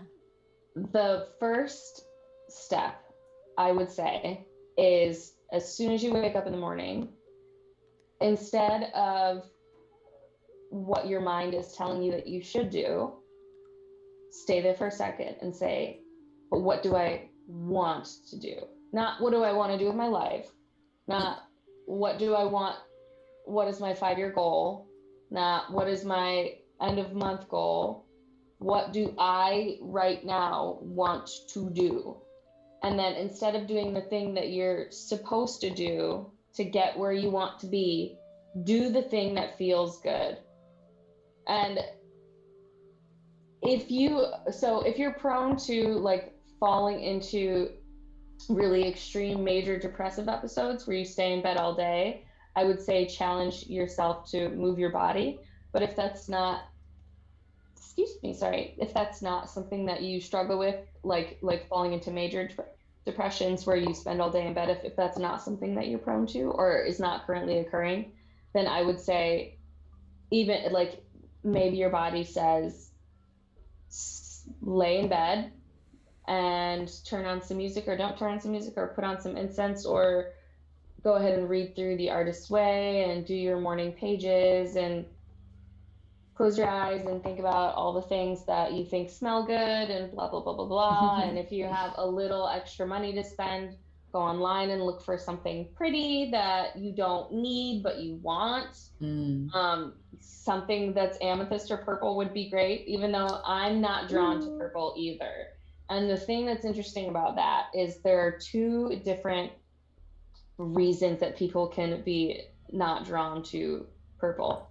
And it's either they're pushing it away or they've got way too fucking much of it and they need to pull back and not. So I don't feel pulled toward purple either. And it's because I am so inundated with purple all the time because of the mind that I live in and the like little Pisces fishy world that I live in. So I don't tend to draw in a lot of purple things. That's not my thing.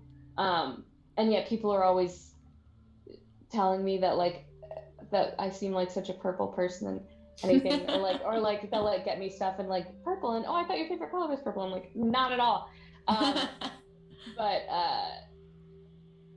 But so yeah, it can go one way or the other. It's either you need more of that thing, but you're pushing it out, or you have way too much and it's staying away from you. So I think it's probably the former because of the association with purple was a big theme in my childhood. That was an unhappy time and I've shed that. So yeah. So then you don't even have to reclaim think of it as purple. You could reclaim. Yeah, there's two options. You can reclaim it, and if that feels like too much efforting for your emotional muscles, and you will eventually have to do it. But like if it feels right now like it's too much efforting for your emotional muscles, then don't get any purple. don't buy any purple. Don't put yourself in any purple at all. Just sink into what feels good for me right now. Bet you that purple is going to start showing up in your life. Well, I actually I got to keep wardrobe from a commercial that I did recently, and I got this like fabulous bright, you know which one it is, this I know, bright so purple fabulous sweater, and I get so many compliments on it, and I'm like, it sticks out like a sore thumb in my wardrobe. It's all, but I wear it all the time. It looks amazing on you. It looks so good on you. So it's already starting to appear. And I did want to say one more thing on what you read before we move on, which is I thought it was really interesting what you said about the external financier. That felt like it came out of left field for me. That because at first I thought maybe that would go into the romance sort of thing before you started to say it was like a financial abundance kind of thing. And there were actually, so I have to admit this. There were two directions that I was going in with that. And I had, because you had said you had had a recent breakup, I was trying not to interpret the King of Pentacles I'm not saying that the interpretation, it doesn't merge, but I was trying not to read any sort of relationship material into that card. No, that's fine. I was trying to read a part of the card and leave out the other part, so that, because you had said, I don't know if you had said it before or after, but I did know through Elena also that you and this other person that I know had split, and I didn't know how recently that was. So I wasn't trying to force the idea of another man coming into your life, or woman, coming into your life right away, because it can be unhealthy for people to then all of a sudden grasp onto that thing, if that's the thing that they're really wanting, or grasp onto that thing and say, oh, that's the thing that I lost and I should get it back. So I definitely held back when it came to that King of Pentacles card. When I say financier, and when I say someone that can bring you a lot of opportunities, so personally for me, when I pull for myself, the King of Pentacles is always a partner, a romantic partner card. So what that would mean then is that there is the energy of either someone coming in that has a lot to offer to you in this next thing, when you figure out what this next thing is, after you've relaxed into it and chosen the direction, that there's someone that's going to be extremely abundant on the other side, saying, here is literally everything you need. And you can have it just for being you. Like, it doesn't even have to be money. It can be time, it can be space, it can be mentorship, it can be whatever. It can also mean a romantic partnership that is extremely fulfilling, with a person that has all of the things that you need energetically in order to move forward into the area or the direction that you want to be. Kelsey, can I also tell you, we did a little one of those cootie catchers on one of our first streams. It was an origami stream, and I wrote the cootie catcher, and the fortunes were at the end. It was like yes, no, ask again, those kind of things. And I wrote one. Well, she asked, "Will I fall in love?" Wasn't that the question? Will I fall in love this year? Something like that. Something like that. And the answer that she ended up on was yes, but not in the way you expect. And that was the only one like that in the cootie catcher. And she landed on that one for that question. So I'm just saying. I forgot about that. This is exactly, and that's what I love about the tarot, is there's so many different layers to each card and to each reading. There's never one hard way to interpret something. The archetypes are constantly molding and shifting. So the first things that we talk about are absolutely valid and true and haven't changed. And then you sink deeper into the cards once someone starts talking to you, sink deep and deeper and deeper, and you're like, oh, and now this has more and more and more layers. So now I look at the King of Pentacles and the Hanged Man and the Two of Swords and the High Priestess, and you were telling me in that cootie catcher that it said yes, but not in the way that you think. Yeah. So instead of you going after or asking questions or wondering or trying to figure out, it's this King of Pentacles will show up when you sink into your High Priestess. Whoa. And when you sink into your High Priestess, you will no longer feel all bound up, and you will know exactly which direction to take. But in order to do that, you have to start doing the things that feel good. And if you think about it in a universal way too, if you're constantly trying to force yourself to do the things that you know are things that are done in order to get to the thing that you want, and you're pushing yourself and pushing yourself and pushing yourself because you know that you can and you're capable, just because you're can and capable doesn't mean you should. You constantly making yourself uncomfortable to get to something means that you're not going to be able to draw in someone that's comfortable. You're going to be drawing in someone that's uncomfortable. Oh my God. Yeah. Damn. You have to be comfortable. Yeah. Otherwise, yeah, you're just pulling in more discomfort, and there's going to be another uncomfortable thing to do in your life. Wow. Thank you so much for that reading. That was exactly what the doctor ordered. I just want to quickly say, a mentor of mine told me once, if you're not wasting time, you're wasting time.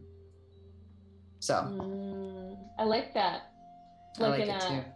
Yeah. Well, he's a haiku poet, a published haiku poet, and also a improv teacher, but not like your traditional UCB improv. It's more of like a therapeutic kind of improv, of Viola Spolin's method. But anyway, so, we play a lot of silly games when we were studying with him, and it feels like a lot of wasted time, but the things you discover when you're delving into that are life-changing and so important. So if you're not wasting time, quote, quote, you're wasting time. Become childlike again. Find the stuff that feels good. Do the stuff that feels good.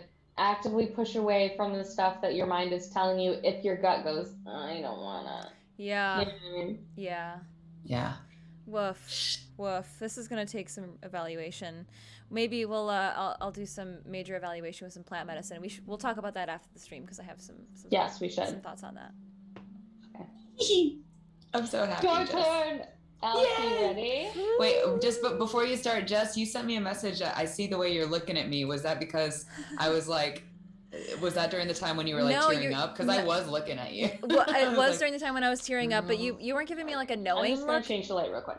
You were giving me right back. Yeah. Okay, go for it. Take your time. You were looking at me with this look. Yep. That's my look of like, I love you. I'm glad you're and I know. I'm with you. And yeah, exactly. That was exactly what that look meant. And I'm so glad that you received that. I fucking love you so much. Oh my God. I also have to do something real quick off screen. Do it.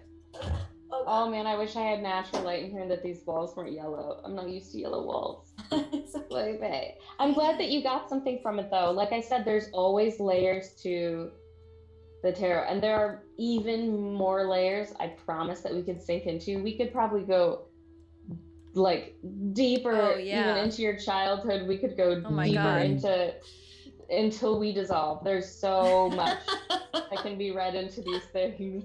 Like the stereotypical, even though the High Priestess is not the natural partner of the King of Pentacles within the tarot, you still see the same sort of symbolism of the pomegranate and the fruit and the like just behind the High Priestess, she has this garden blooming behind her, this fruit flowering behind her.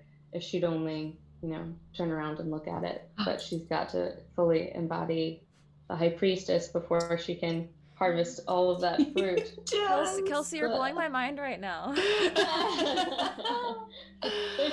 You could keep like these are crazy. You can always keep going. I'm kind of I have no idea what this reading is going to talk about. I'm really curious to see what comes up for me. Yeah.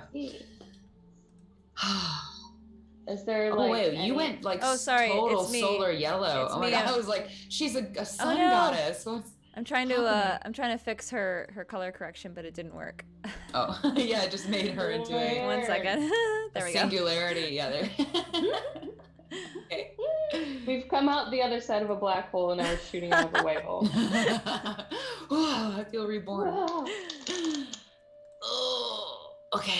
That also could mean that there's some clarity coming up. It could also have something to do with your Manipura, your solar plexus chakra. Yeah, too. you guys were talking about the color thing. I was like, what color do I feel like I have enough of in my life and I don't invite in? I think it's actually yellow for me. My transition was to yellow, which is super interesting to me because I always hated yellow. Yellow was like, ugh, get it out of my life. And now it's like every new article of clothing I wear is yellow. I love yellow. It's a great color for you. I mean, it looks awesome on you. I don't know. I don't know if I push away yellow or if it's that I think it's that I have too much yellow, but I don't know. It could be also my skin tone is I'm not like a summer. I'm more of a spring. Yeah. It's funny that you say that, Jess. I recently started bringing a lot of yellow into my life too, and I was never a yellow person. But I feel like it's very, it's an abundant color to me. It's very, it's joyous. It's free. 100%. It's action oriented. Yeah, that's the thing. Action oriented is the way I see it. Like, yes, it's also it's a very active, powerful. It's your force of will. It's your. It's also the place where anger cultivates, but it's also the place where action cultivates. It's your core. It's the thing that keeps you. You're able to balance and keep. Like your strength and everything like that. Your ability to take anger and turn it into action. That's where like why is this doing that? Computer. So that flash of yellow could have something to do with maybe your solar plexus being overactive. Mine? Could be that your solar plexus is overactive. Maybe. I don't know. I don't know if it's overactive or underactive because I don't want to tell you too much before we, do the reading because All right. There was a flash of yellow. I'm not sure which one it's going to be yet. Okay. If you're not, we'll see. Yeah. Yeah, I don't know why my mind immediately thought maybe you had too much of it instead of maybe you're lacking in it. Yeah. I think it's because the energy that you give off is very powerful. So that doesn't necessarily mean that your solar plexus chakra is in fine and working order. It just means that you're powerful. That could be. I mean, I don't want to tell you too much about myself because we because I want you to be able to have a really clear reading, But yeah. So I was about to comment and be like, oh this is a thing that happens, but don't worry, we'll figure it out. Okay. And then afterwards you can tell me once we're okay, cool. Uh-oh. I love that that's the first card that popped out. Okay.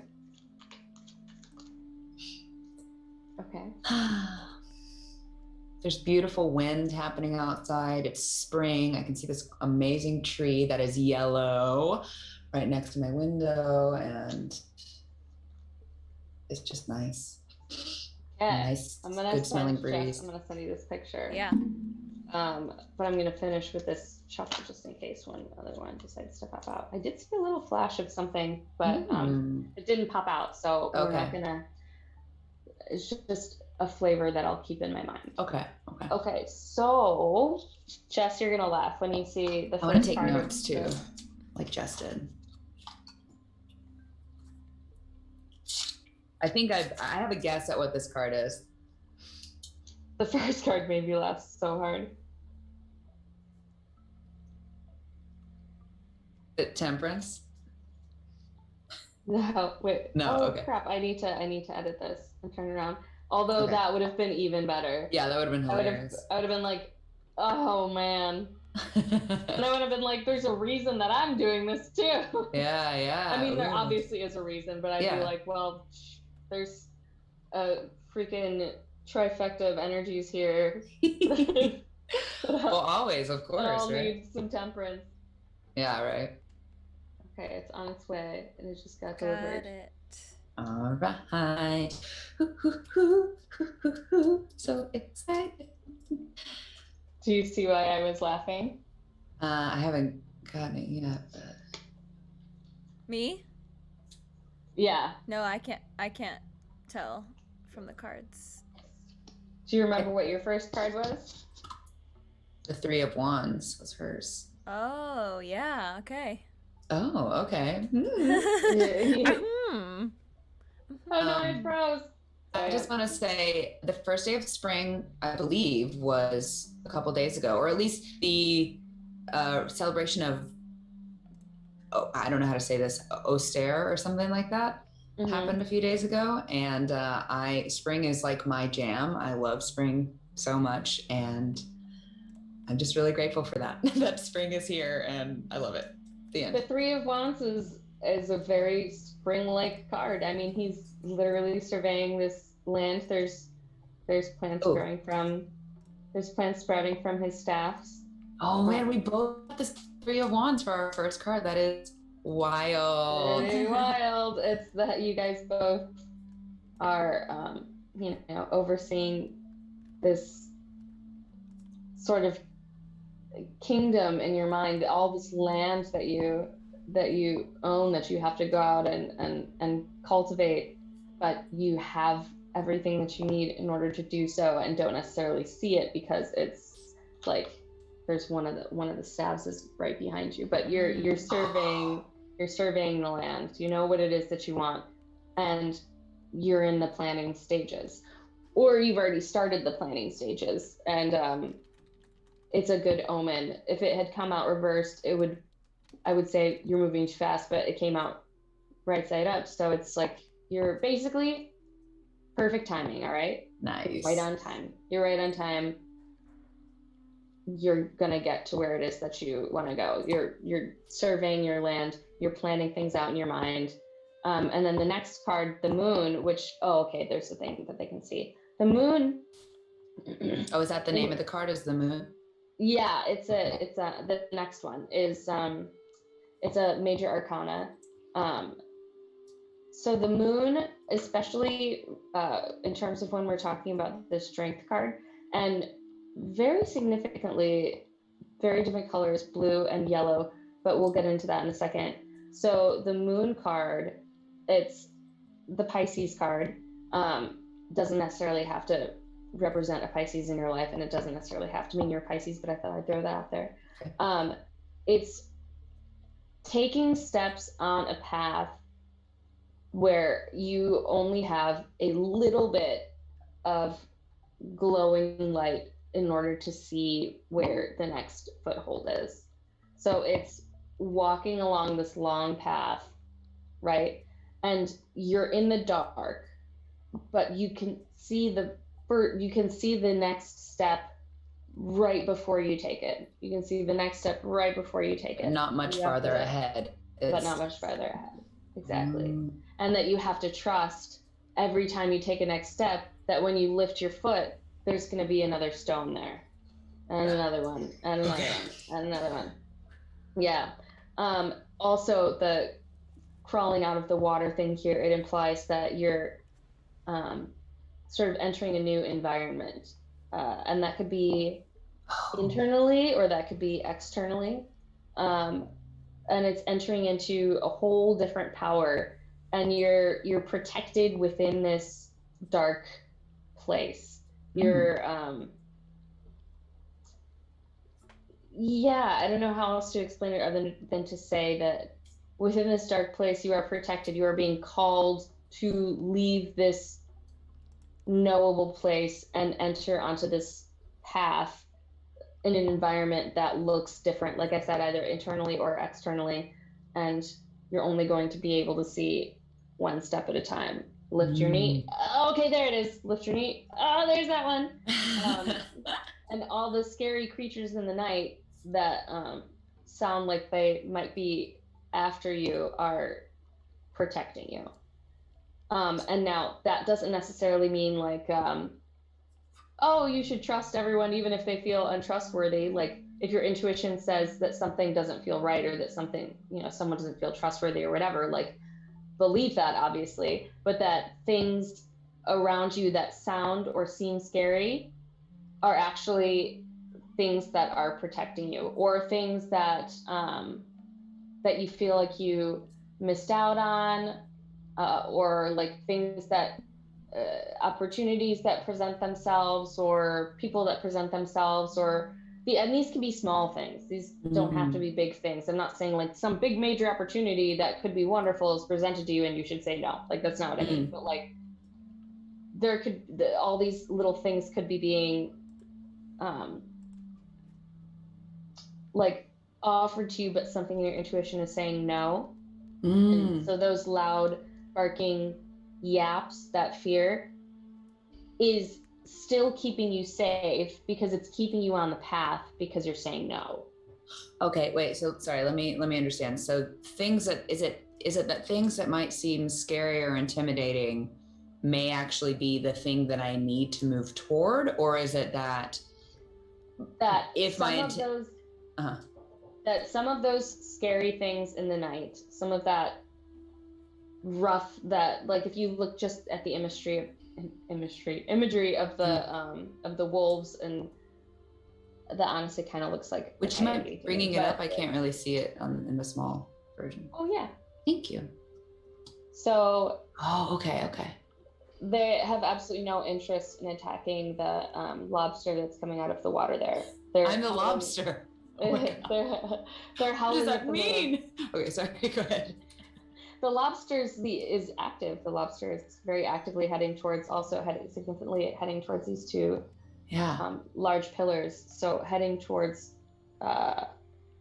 almost an initiation sort of thing. Some sort of landmark thing within your life that is in the dark right now. You can't see it because it's in the darker portion. But in the lighter portion that you can see right there, all that you know is that you're leaving that environment, like I said, external or internal, one step at a time. And some of those wolves are howling to protect you, right? To keep away all the other critters. They're protecting your path. Or they're scaring away any other critters as they howl at this moon, right? Maybe that moon signifies the same thing that you're after, looking towards, or whatever. That one I'm not sure is correct. That was just a shot in the dark. But so these wolves howling are protecting your path. And it's also possible that there's other scary noises and scary things that go bump in the night and break, and twigs that break, you know what I mean, metaphorically of course, that are keeping you safe because they're keeping you on the path, right? There's you know, the red the wolf dressed up as know, as grandmother, saying all these things, and her saying, you have big teeth, you like it's a wolf, it's a wolf. Get out. Okay. So like the things that are scary or that are making these sounds, they're making sure that I need to listen to that so I can actually stay on the path. Like allow the things that are scary, like trust that they are scary and stay away from them. Yes, and they're keeping you on the path, and they're not going to get to you. They're not going to, they can't get to you. You're on this path. They're just, when I say keeping you on the path, I mean, they're making sure that you're not taking a turn into a place that's not well lit. You're not turning into a forest. You're moving away from those like breaking of branches and those little skitters and those little like or whatever. Like when they feel not right, or when they feel scary, or when they feel whatever, it's because, okay, wait, look back down. okay, because this is the path that I'm on. Even if they're very tempting and you go, something doesn't quite feel right about this, it's because, look down. Willie's wolves, yay! Look back at your feet and stay on the path. And that some of that howling could be people in your favor, protectors that are around you, people that maybe you don't know, maybe you aren't seeing, maybe are guardians, if you want to call them that are going to along this path as you take it, as you take that big significant step, are going to keep you safe from all that stuff as well, right? Yeah. But just like in a motherly or fatherly way, you know, those mentors or those wolves that are howling to keep all these things away, they would be enabling you if they didn't let you make some choices yourself. So if you choose to leave the path, then you choose to leave the path. But if you hear those cracking, creaking things that don't quite feel right, those barks that don't feel quite familiar, stay on the path. Just stay on the path. Oh, man. And your wolves will stay with you, keeping you safe. Oh, man. Yeah. I want to know what the path is, because it could be a lot of things, you know? Well, we might be able to clear it up a little bit with these. We shall see. Okay. We shall see. But especially with the strength card, it indicates that you have the power. Whatever this thing is feels really significant, because it means that you have the power to travel this path, and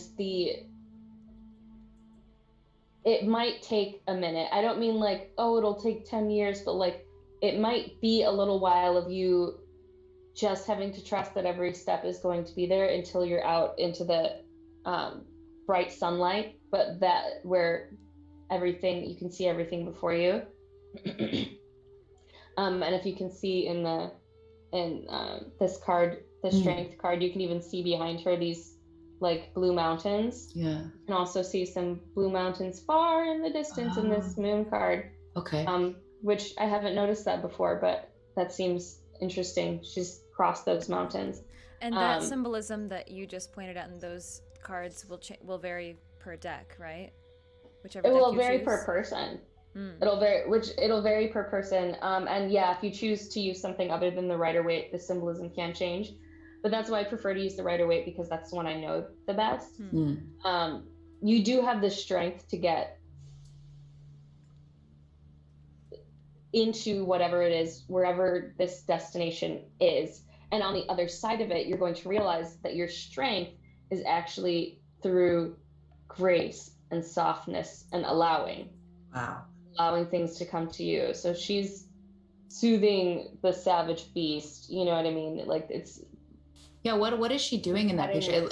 I couldn't tell if she was like prying open a lion's jaws, or she was petting it, or. No, she's petting it, and it's opening its mouth like a dog to let itself be pet. Oh. So that is wielding some kind of intense power. And actually, this woman right here looks quite a bit like the woman in the Empress card. So so it's coming into your full strength, into your full power, and finding that strength and that power comes through being soft and being gentle and using the energy that's coming at you to, do you know, in like a Bruce Lee sort of way? Yeah, like water, like moving with it. Yeah. Exactly, move like water. And that's where the strength is coming from. It's coming from the grace, and it's coming from the integrity and the honesty and the vulnerability. Vulnerability is really sticking out to me here. Okay. That vulnerability is important in order to cultivate strength. And there is this Page of Cups. Oh, also, with the Strength card, this is also the card for Leo. But I'm not necessarily getting Leo, the astrological sign, but it could represent something coming up in August, or something significant something significant in August. I'm just getting the number 8. I'm getting the number 8 a lot. Number 8, okay. And the last one was the August. Pisces, which we just came out of Pisces season, right? Mm-hmm. So we just came out into Aries season, yeah. Okay. Yeah. Which could mean that you're all the way already on the path, and now you have no choice. Well, it is what it is. Have we moved past Pisces season? It might truly mean now you have no choice to whether or not to leave the water. And then with this Page of Cups here, I'm noticing now there's more water imagery here. The Page of Cups is like the poet of the deck, very youthful, not immature, but perhaps at times gullible, the romantic, and yet with tremendous capability in terms of empathizing and in terms of art. So you could look at the Page of Cups as an offering of some sort. It looks like a romantic offering. It looks like a romantic offering from someone who's very sweet, someone who's very kind and innocent, someone who has the best of intentions. But I'm going to need to clarify that a little bit more in a second. Yeah, I'm going to have to clarify that a little bit more with other cards. Let's move on to what's going on over here too. So the Devil card is nothing to be afraid of. It also represents... I saw that when you texted it over. Oh, great. The Devil card here is representative of Capricorn, but also it can be representative of what I'm getting in this instance, not just what it is representative of in general, is some sort of distorted belief that about yourself that is holding you back. Something almost addictive, something almost fundamental, like something that needs to be radically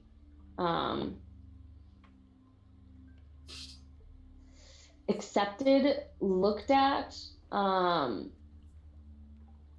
I don't know if there's been any addiction in your family or any codependency in your family, but oh my god. Yeah, to both. Yeah.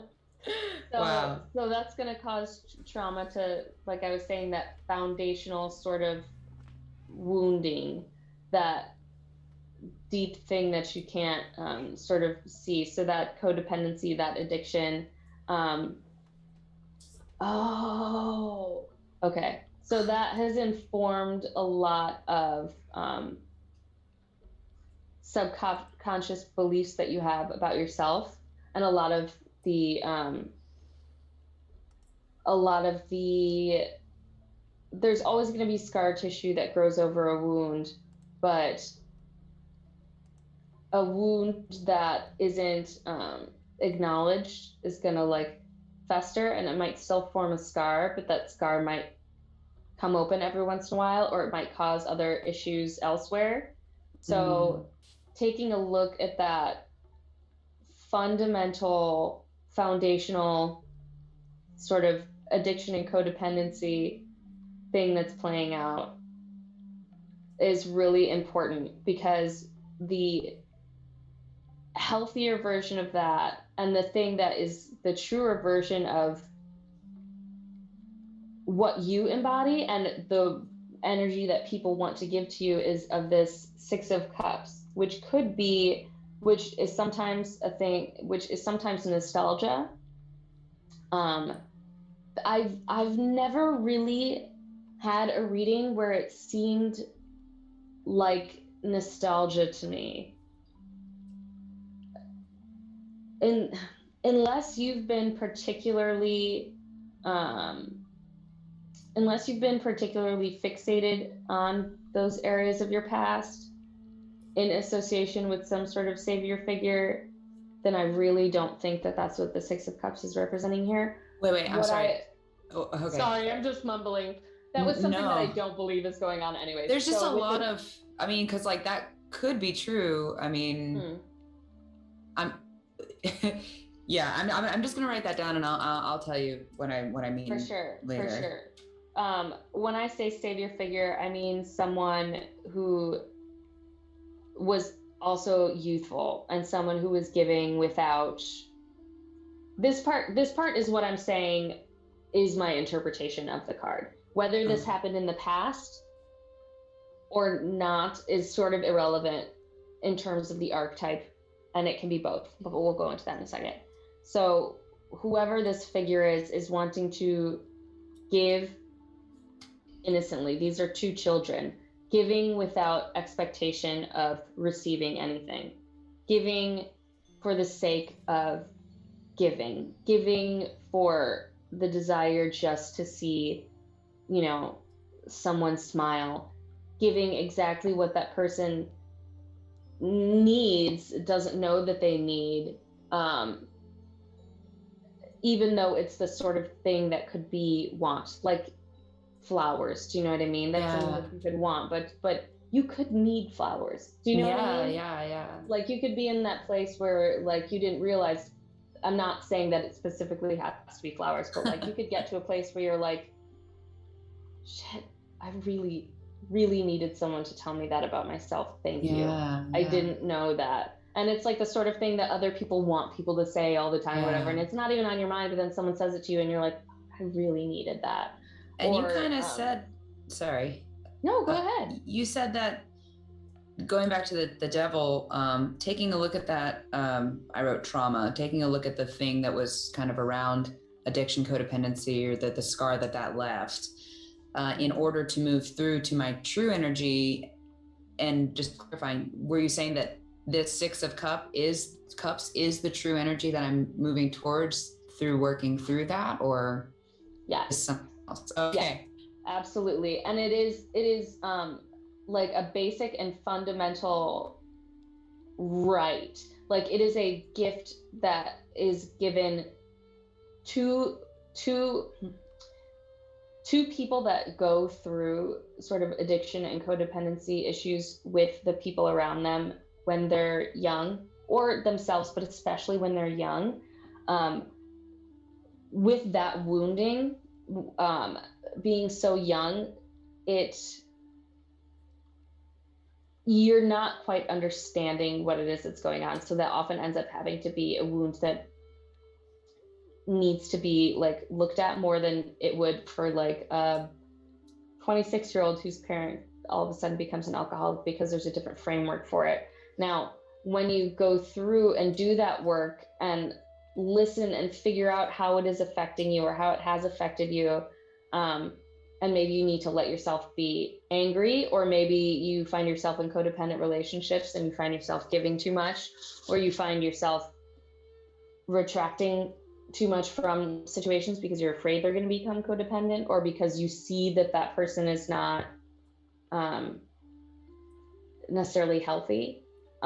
This doesn't even have to be romantically. This can be in other situations, and this could have something to do with those wolves on that path, calling for you to give, or wanting to take what it is that you have to give, instead of the energy that is like your birthright from going through that trauma and healing it, which is the realization that coming back to that innocence, coming to the beauty of that innocence that wants nothing of the other. It is giving because it is giving, and it is not, and it is received for what it is. There is no, you owe me. There is no, I need you. There is only here, take this. I think that you need this right now. Mm. Even if they don't know that you need it, it's just here. And it's innocent and it's beautiful and it's given freely. There's no expectations. There's no chains tied down to it. There's no you owe me's. It's not a relationship that is going to bind you in any sort of a way. It's one that is giving just for the sake of giving, that is not keeping receipts. It also could mean that it also means that likely there's something that is going to come into your life very soon as you work through this energy that's going to be really, really kind and sweet and unexpected, and is going to give you the ability to feel like a child again for some reason. Almost as though you haven't been able to feel like a child in a long time. Like not just playful, but like to re-feel your innocence. To feel like your innocence has been restored in a way, to feel like you are unjaded by some of the harsher realities of the world that you see around you and that you're particularly capable of seeing around you, because of your ability to discern dysfunction or pain and your ability to not look away from that it sort of robs us of little bits of our innocence, or we feel like it is, because it's giving us, it's like bad, inundated with bad, and this and that, and if it's resonating with some sort of foundational trauma, then it can make you build up a tough exterior, but it looks like there's something here that's going to be provided, that's going to give you that feeling of being pure and innocent again, like in a tearful, I am loved, I am lovable sort of way. Someone that's giving this to your inner child, like giving it to a part of you that maybe you are not acknowledging, or maybe that you're talking to but you're not listening to, or maybe neither, but someone that's going to touch that inner child part of you and give you a message or a present or a gift of clarity, or a physical gift that is going to help you return to that innocence, to be like,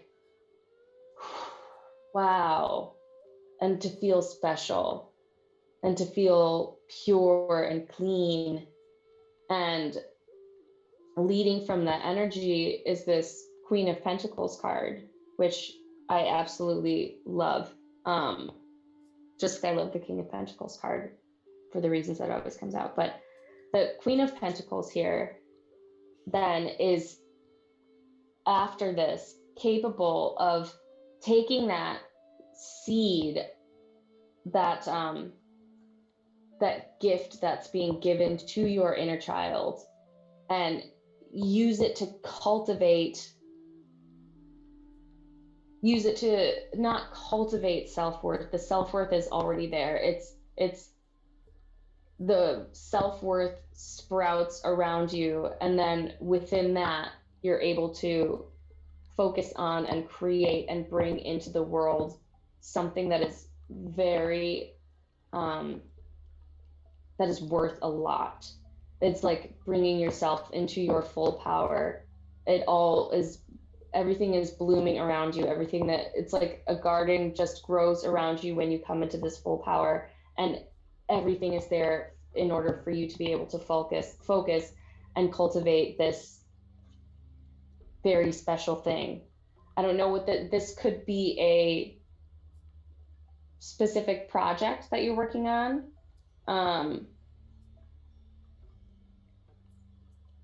Give me a second. Whatever it is that's going to be planted within you, that's given to your inner child, it's because you are now an adult woman, it's like a time hop kind of a thing. So that seed is given, and once you have it as an adult woman, you are capable of seeing that seed for what it is. Like it's already blossomed because it's something your inner child needed. And so when it's given to your inner child, you grown woman, there's like that time travel, you are capable of having the full fruition of that seed. Does that make sense? They're giving it to your they're giving it to your inner child. I see. And you're an adult. So it's, yeah, I'm with you. Yeah. So there's a big jump then that happens there. Wow. Of really being able to see what that thing is, and really being able to see your worth because of that tiny seed that's getting planted. So it's almost like child. When that gift is given, it's like immediately the fruition happens. It's not something.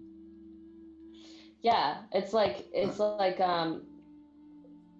immediate clarity, and then being able to move into this position and to take your seat at the throne, whatever throne it is that you're choosing. Yeah, because with adult eyes, you can see with your adult eyes, you see the end, the fruition, like you see what flower or piece of fruit it was that seed that was planted in your inner child grew into. And now that you have that, you can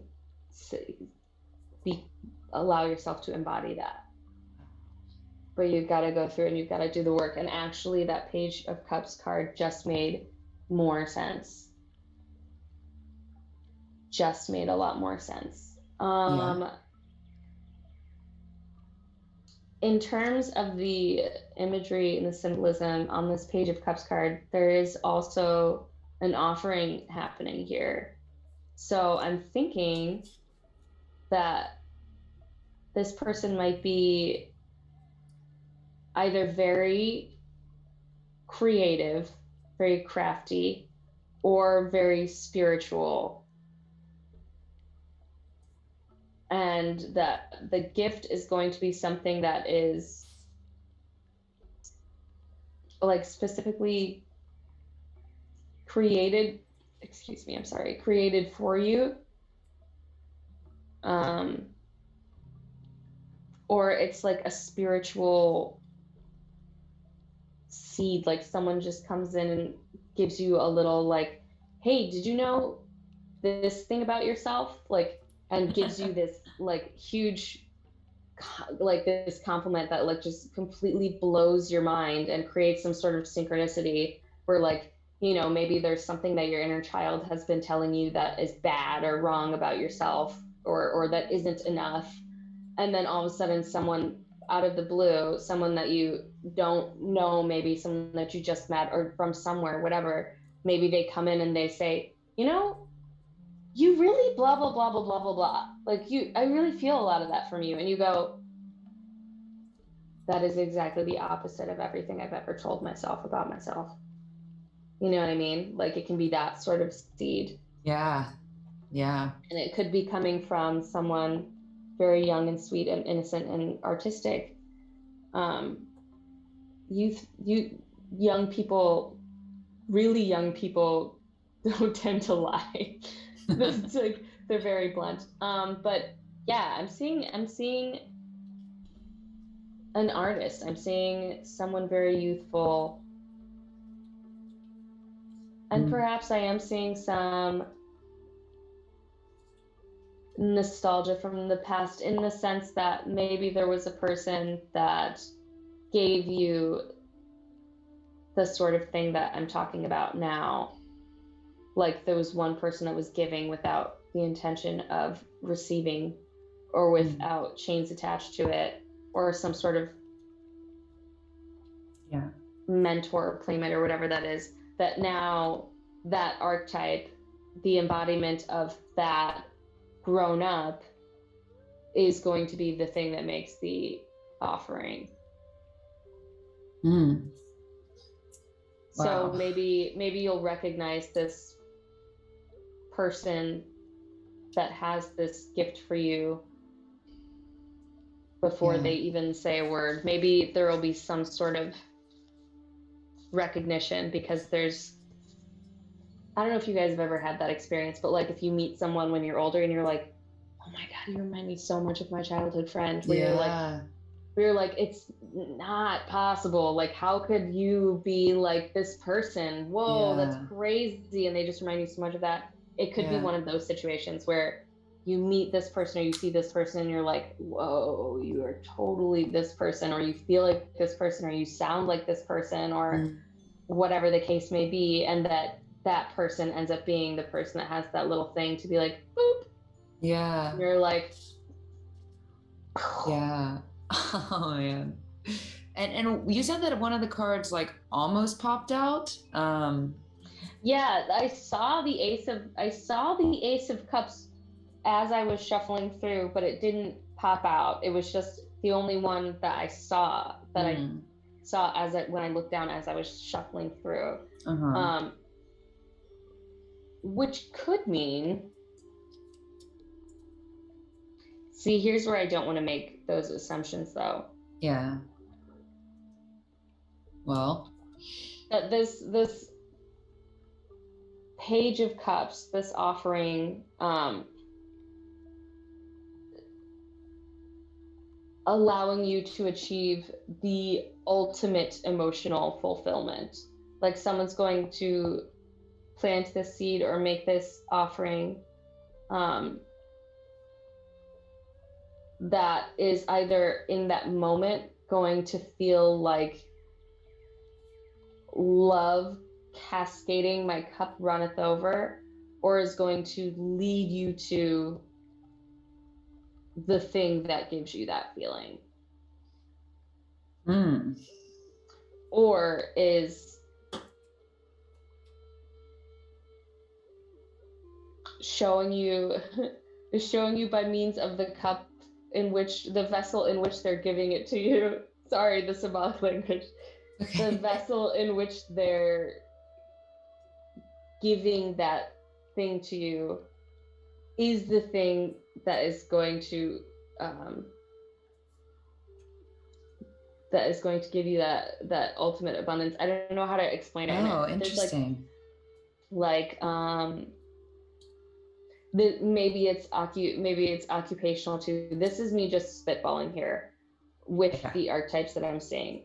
If it's like occupational, it could be this person who's making you this offering that might have nothing to do with anything occupational, that is reminiscent of this other person that was also giving innocently without the intention to receive from a cup, making you this offering,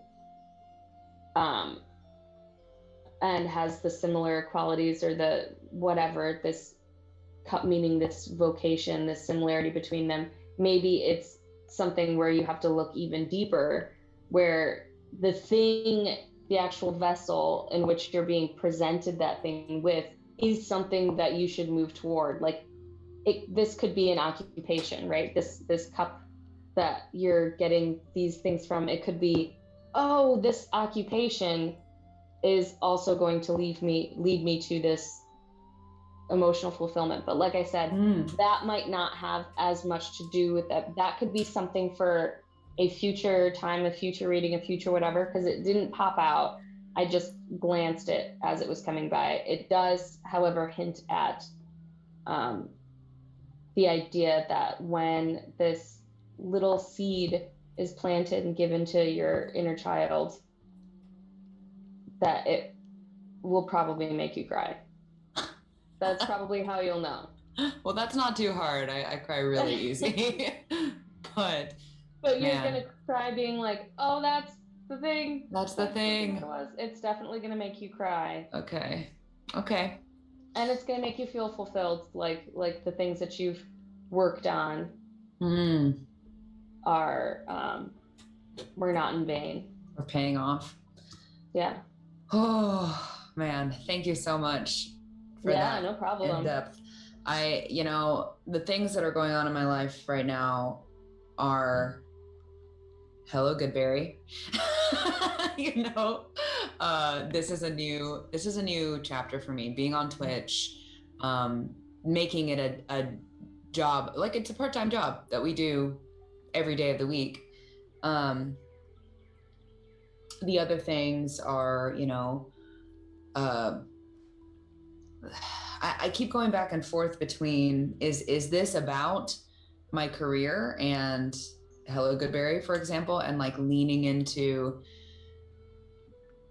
just like making this my more of my focus, as opposed to the old route of like getting headshots every 6 months and, you know, really grinding at the acting thing and like getting out there and trying to force it. And I've had a few things happen lately where like just things did not line up. Like I had an audition that the audition went to my it automatically archived itself, so I missed it completely, and it was the first SAG audition I'd had in a really long time, and it ruined me for the rest of the day, because I was like, what am I doing with my life? I've been working on this for years and I just missed this thing. I mean, I made it happen. I like forced it to happen anyway.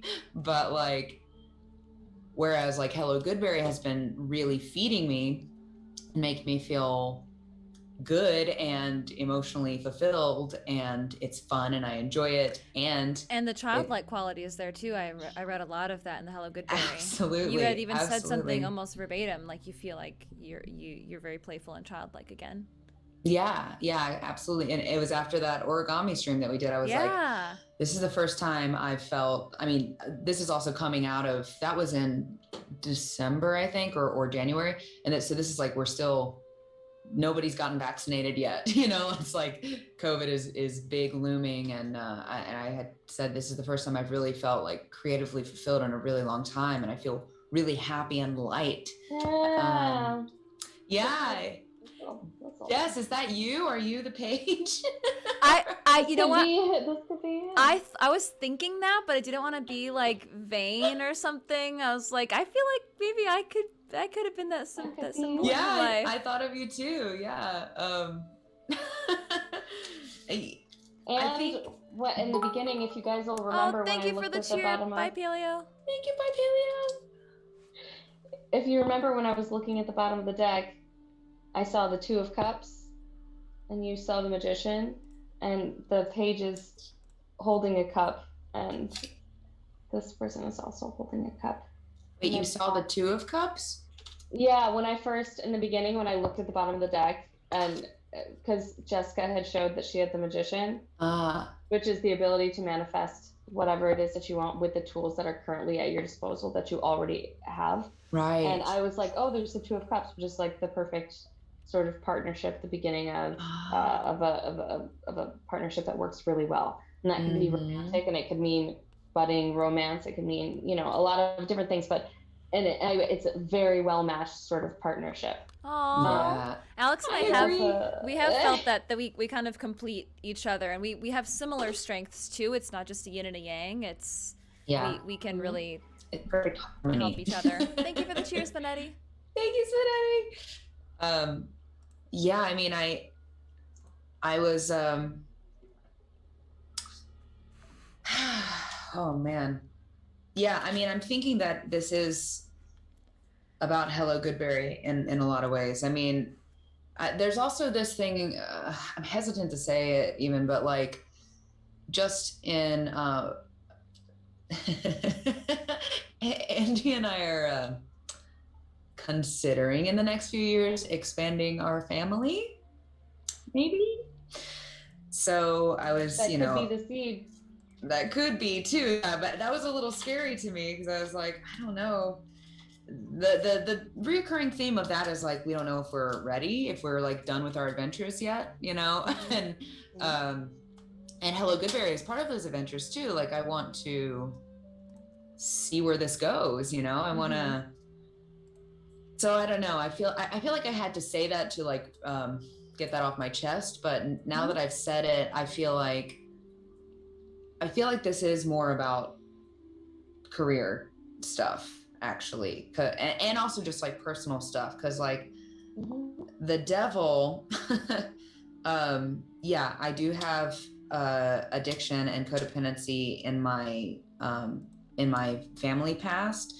And I do think that trauma has informed me about myself. Like I've always been the responsible one, the one handling shit, the one, like, I don't know, just taking care of things. I mean, Mm-hmm. my dad is also a person like that, but I think like I was a lot of times his helper in that way. I don't want to say partner because that sounds really weird and ancestral, but if that makes sense, like I was his like parenting partner.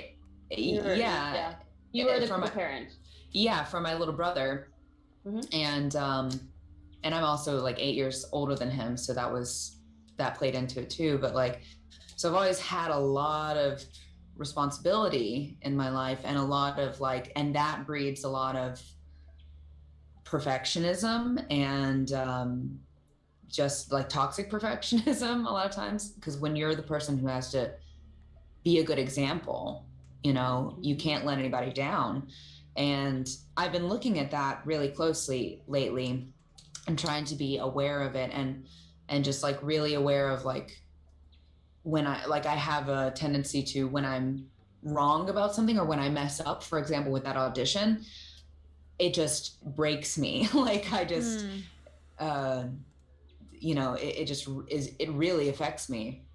Mm-hmm. And so I've been trying to make an effort to like, I'm moving slowly towards celebrating my failures more, I guess, or just also like not needing to have such a polished thing that I show people, if that makes sense. Like, and I think Twitch letting yourself be messy. Yeah, exactly. And I think Twitch is a part of that. Like, this is not scripted. This is not, you know, this is not something that I can prepare all that much for. Like, it's live, you know, we're just doing it all now. It's, you know, we're a lot of times just laying ourselves really vulnerably, right, out for everyone. And I'm also having, you know, like keeping track of the social media aspect of it, and I'm getting more follows on my social media because of this. And so I'm trying to post more often, but I'm also wanting to be really authentic with the stuff that I'm doing, and not like make a brand so much as like just letting my brand be who I really am. I guess I hate using the word brand around myself. Yeah, right. Right. So Shakti flow with Jessica. And this is not the only thing that these things mean, but let's just to tie two aspects of your guys together. Yeah. It's Shakti flow of letting yourself do what feels good instead of what you think you need to do. And then Alex of letting yourself be playful and innocent and have fun and not be so scripted, and not needing to do all these things because you had to do all those things and didn't get to be a kid. So right now it's time to let yourself be a kid, and to be given things and to be offered things that you know are not going to be taken away from you, or to be given something instead of having to give of yourself, and to be given something with knowing that they don't expect you to. Do you know what I'm talking about? Like in that codependency situation, because that's the only way that this adult grown-up woman can have this thing that it is that she has cultivated. You know what I mean? And I fully believe that there is someone that is going to present to you something that's just going to make you feel so good and sure of yourself that it hits your inner child's like wound with like this healing salve that is so strong that you're just like, wow. Okay. All right. I feel like a big kid I feel like a big kid now, and I'm gonna let the little kid and the big kid be here at the same time and play, because the little kid doesn't have to be afraid anymore to be a little kid. Yeah. Yeah. And Man. it could also have to do with the I mean, you know, like I said, there's so many layers to everything because everything is fractal. But this devil card too, I mean, is it possible that because of your I have to take these off, I can't stop touching everything. Is it possible that your relationship with being a child could play any part in you being reluctant to have a child because of the thought of the responsibilities of having that child? I mean, yeah. Yeah, definitely. I mean, Sorry, that was vague. I mean, like, of the so like that trauma of having to grow up really fast as a kid to take care of, you know, someone, to have to co-parent when you were too young to co-parent, and not really getting to be a kid and having to be a grown-up really quickly. That it's possible that that feeling, that anxiety, that tightness is being triggered by the idea of an actual seed being planted within you. That you will grow and cultivate and cherish. You know what I mean? Like, and that's why I'm saying, you know, no matter which one of those things it is, and it doesn't have to be either or. These things, like I said, they're fractal. They layer upon layer upon layer upon layer upon layer. Both of those things can coexist simultaneously. And in either case, it's working through this foundational fear, this code. Maybe there's like codependency or enmeshment that you're not even seeing happening in your life. I mean, honestly, the whole thing about like having kids, my fear is that if we do, that I'll have to give up everything. See, I'm crying. I'll have to give up everything that I've worked for, you know, and I won't be able to enjoy like what I'm enjoying right now with this, which has been like such a awesome shining thing for me. You know, like I'm worried that if I take on that responsibility, maybe this new youthful fun that I've been able to have with this freedom that I felt will all be gone again, because I'll have all that responsibility, you know? Yeah. I'm gonna do something.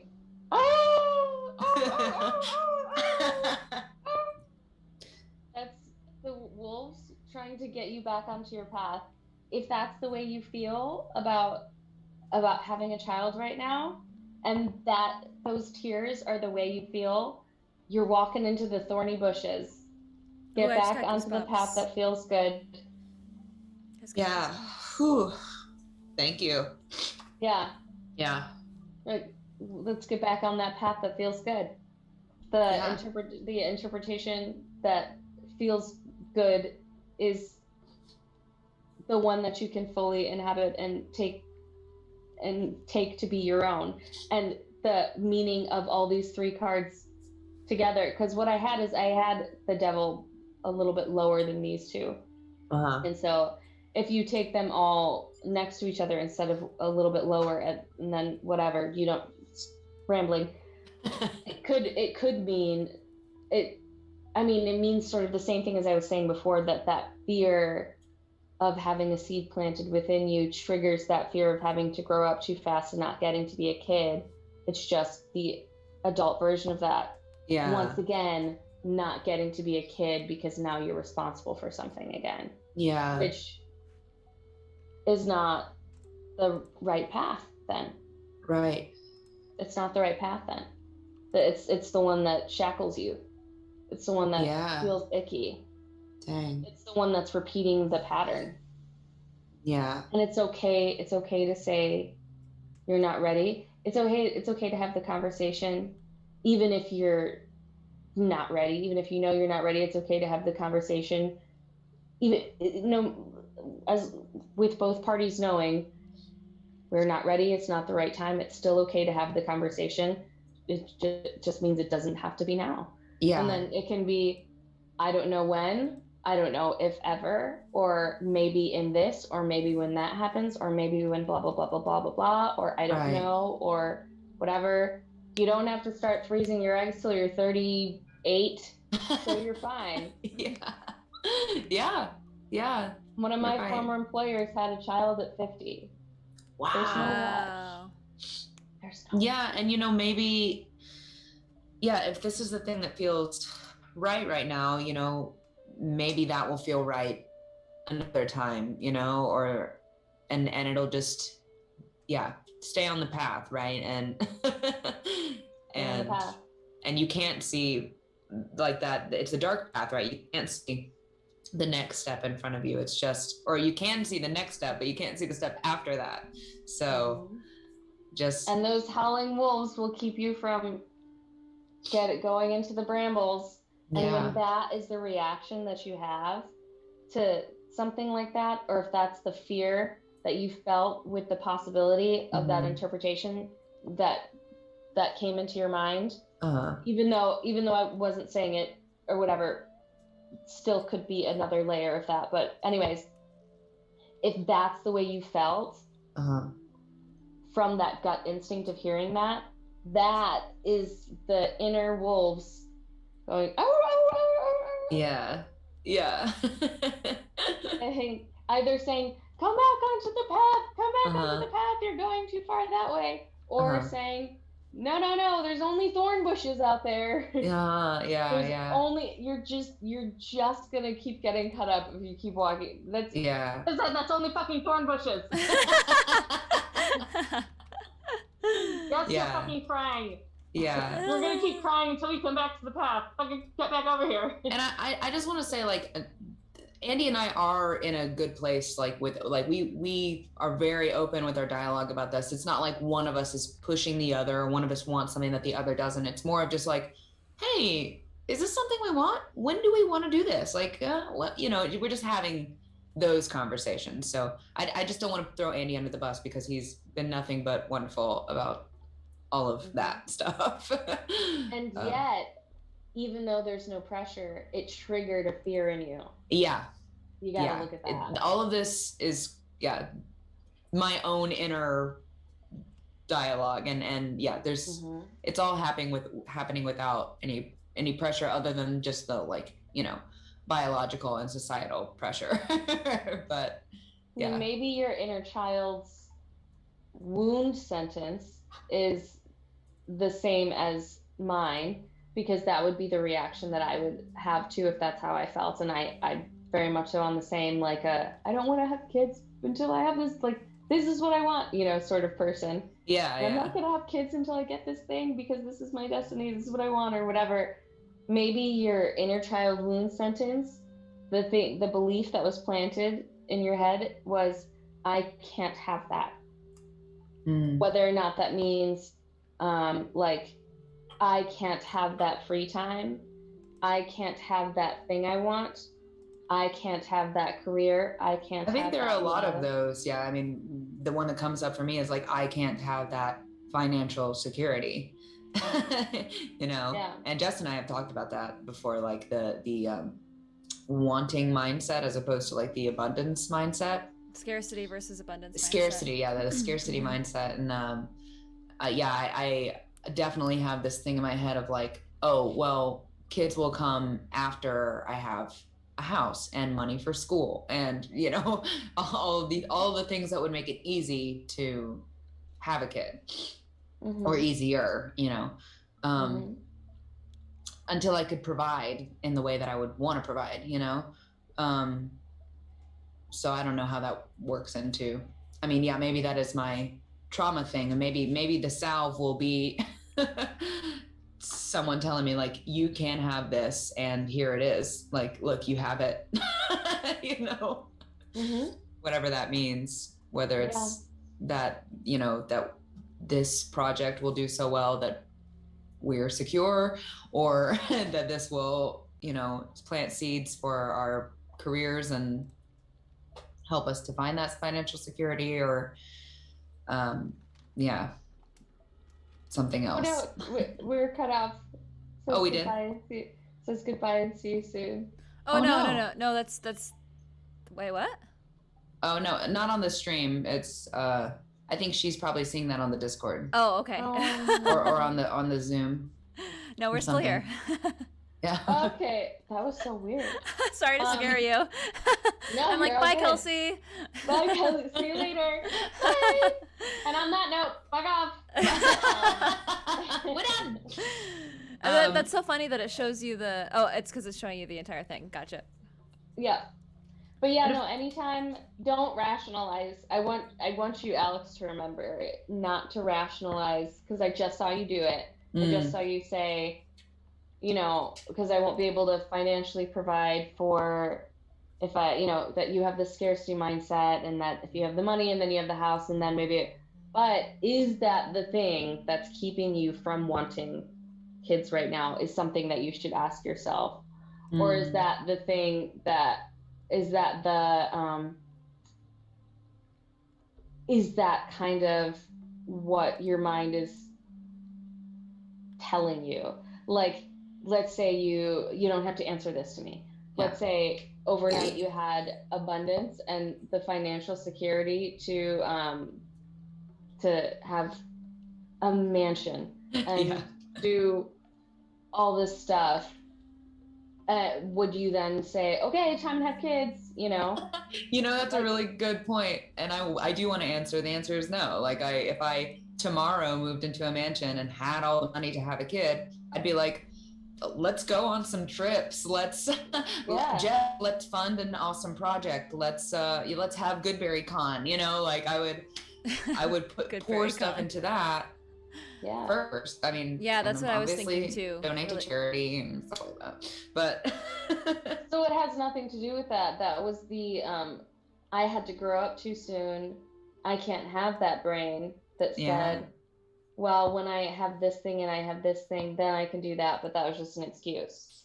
It was an excuse you were telling yourself because you weren't willing to give yourself permission to not want kids yet. Wow. You were giving yourself a physical reason instead of admitting spiritually that it's okay that you're not ready yet to have kids, that you need to be a kid first. Well, we are nearing 7 p.m. our time. This has been so amazing. Kelsey. So amazing. You are so, and I feel like it was so much fun. You're so knowledgeable. You're so intuitive.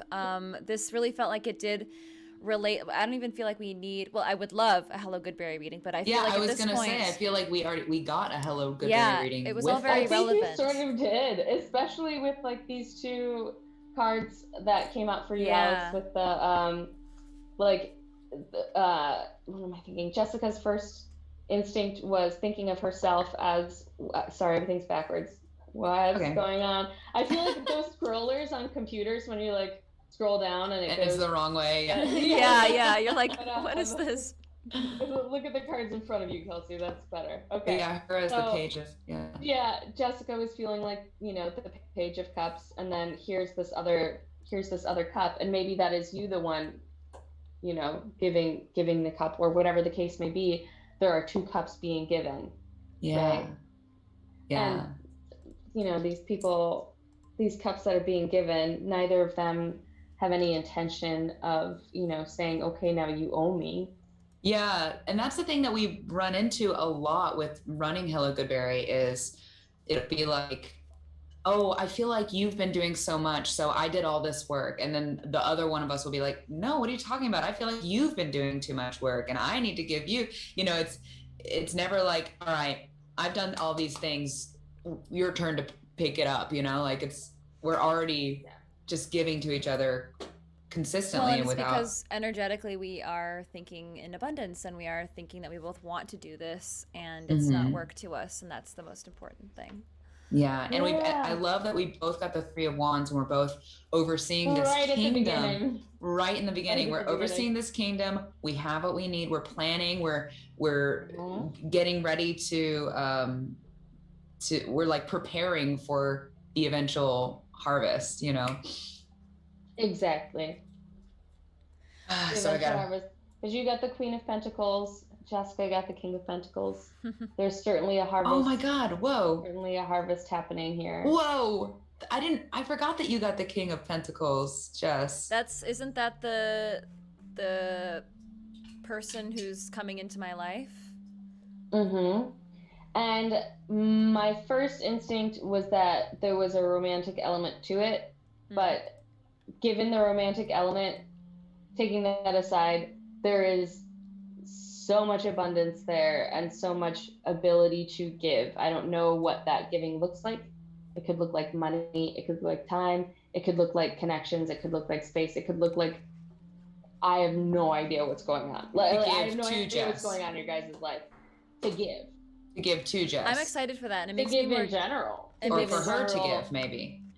But to give through Jess. Oh. To give to Jess and to give through Jess. It makes me more excited to continue to heal and figure out what I'm going to do and to take that time to be patient. So, because I'm excited about the prospect of meeting somebody who will have that for me. And it sounds like I need to just... Oh, sorry. Go ahead. No, please go ahead. I was just going to say, it sounds like my work is that I need to just keep doing what I'm doing, keep being vulnerable, keep having fun and letting go and being myself and enjoying it. And being playful. Yeah. And being playful, and that all of that will pay off. I don't have to do the things that I used to do to try to be right or good enough. Like, no. And once you really, in a moment when you are really feeling super playful and joyful and childlike, that's probably when that seed is going to be planted. And it could be something passing and you could go, well, if you're in chats and still hanging out with us and enjoying our stream, thank you. You want to get a read from Kelsey, you can head to her Instagram. I just put it in the chat, American Witch XO, and just send her a DM, and she'll give you more information on how you can also, enjoy this moment of making space for yourself and clarifying some things that you might have been thinking about. I think it could be a really useful tool. So yeah, info's right there in chat, and I think we're at about time. So thank you everybody so much for joining us. Thank you, Kelsey, for being so kind and intuitive. If you guys ever want readings, or if you ever have questions that are more specific, more romantic, more whatever, you can always just text me and say, yo, thank you. I need a card.